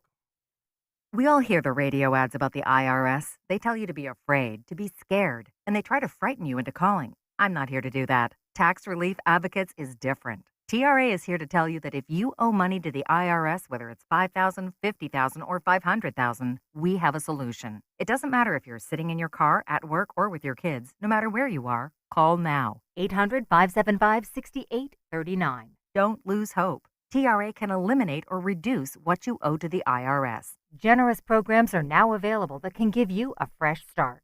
Our passion is taxes and helping individuals fix their IRS problems. We have over 1,000 five-star reviews on Google and an A+ with the Better Business Bureau. You don't need to be afraid of the IRS any longer. End your tax nightmare today by visiting us online at TRA.com or call 800-575-6839. That's 800-575-6839. Tax Relief Advocates. Real solutions for real people. Tonight at the Eddy County Fair, it's Hispanic Heritage Night with La Regional Banda El Limón. Bailabas, reías, Y los Marineros del Norte. tengo miedo de estarte queriendo más y más. Tickets on sale now at eddycountyfair.com. Don't miss all the fun now through Saturday at the Eddy County Fairgrounds in Artesia. Presenting sponsors Devon Energy, ConocoPhillips, and 111 Beef Republic. Ad paid for by Artesia and Eddy County Lodgers Tax. Well, that's going to conclude the Thursday edition of the Good Morning Artesia radio show. Tomorrow, we'll have our McDonald's conversation We'll have Linda Stevens. We'll have our library segment. And we are super excited about having on the air, live from the Washington, D.C. area, Scout Troop 228. They're at the National Jamboree. They've been at a lot of great places and our nation's capital in that surrounding area. And we're going to do a Zoom call, so we're going to get to see if you're watching online, hear, of course, if you're listening on the radio. And we're really, really excited about having that conversation tomorrow morning, 7:45 a.m. Be sure and join us if you can. If not, Wildman will get it posted following the show. Coming up right now, I think, is the breeding the breeding heifer show is going on right now. The market cattle show will be right after that. Later this afternoon, it'll be the breeding sheep market lamb show. That starts at 3. You can catch them all at ksvptv.com or the Eddy County Fair website. Tomorrow, we'll be streaming the 4-H and FFA Awards show at 2 and the Wool Lead at 4. And then on Saturday morning, we got the Brewster shows at 8 and the Junior Livestock Auction Saturday night starting at 5:30. And again, you can watch it all for free if you're not able to make it. We really encourage you to go out. The kids appreciate that the fans in the stands and the cheers and applause for when they get named the winners of their class and so forth.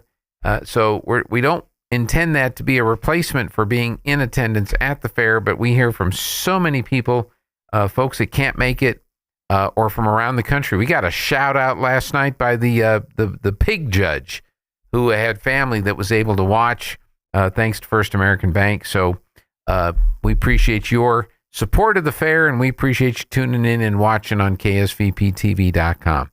This is KSVP Artesia, K229AS Artesia. Thanks for joining us. We'll see you back here tomorrow morning. Clay and Buck coming up on the other side of the news. News this hour at Town Hall. I'm Bob Agnew in Washington. The next major government-wide funding deadline is September 30th, which marks the end of the fiscal year for 2026. Responding to a question from Town Hall's Cameron Arcan just minutes ago at the White House, Press Secretary Caroline Leavitt told reporters that she suspects Democrats will threaten another government shutdown. The most important thing for the American people to know is that this president and this White House wants the government to remain open, unlike the Democrats in this town who have been acting as obstructionists. Congress is supposed to pass 12 annual appropriation bills to fund the government for fiscal 2027 before September 30th. The big challenge, though, is that lawmakers are heading toward the August recess with substantial work still unfinished. The U.S. military continues to pummel Iran. Here's correspondent Laura Winters. A 12th consecutive night of crushing strikes in Iran. The U.S. military looking to degrade Iran's ability to shoot at ships in the Strait of Hormuz. President Trump saying on his Truth Social page, from this point forward, anytime the Islamic Republic of Iran shoots at a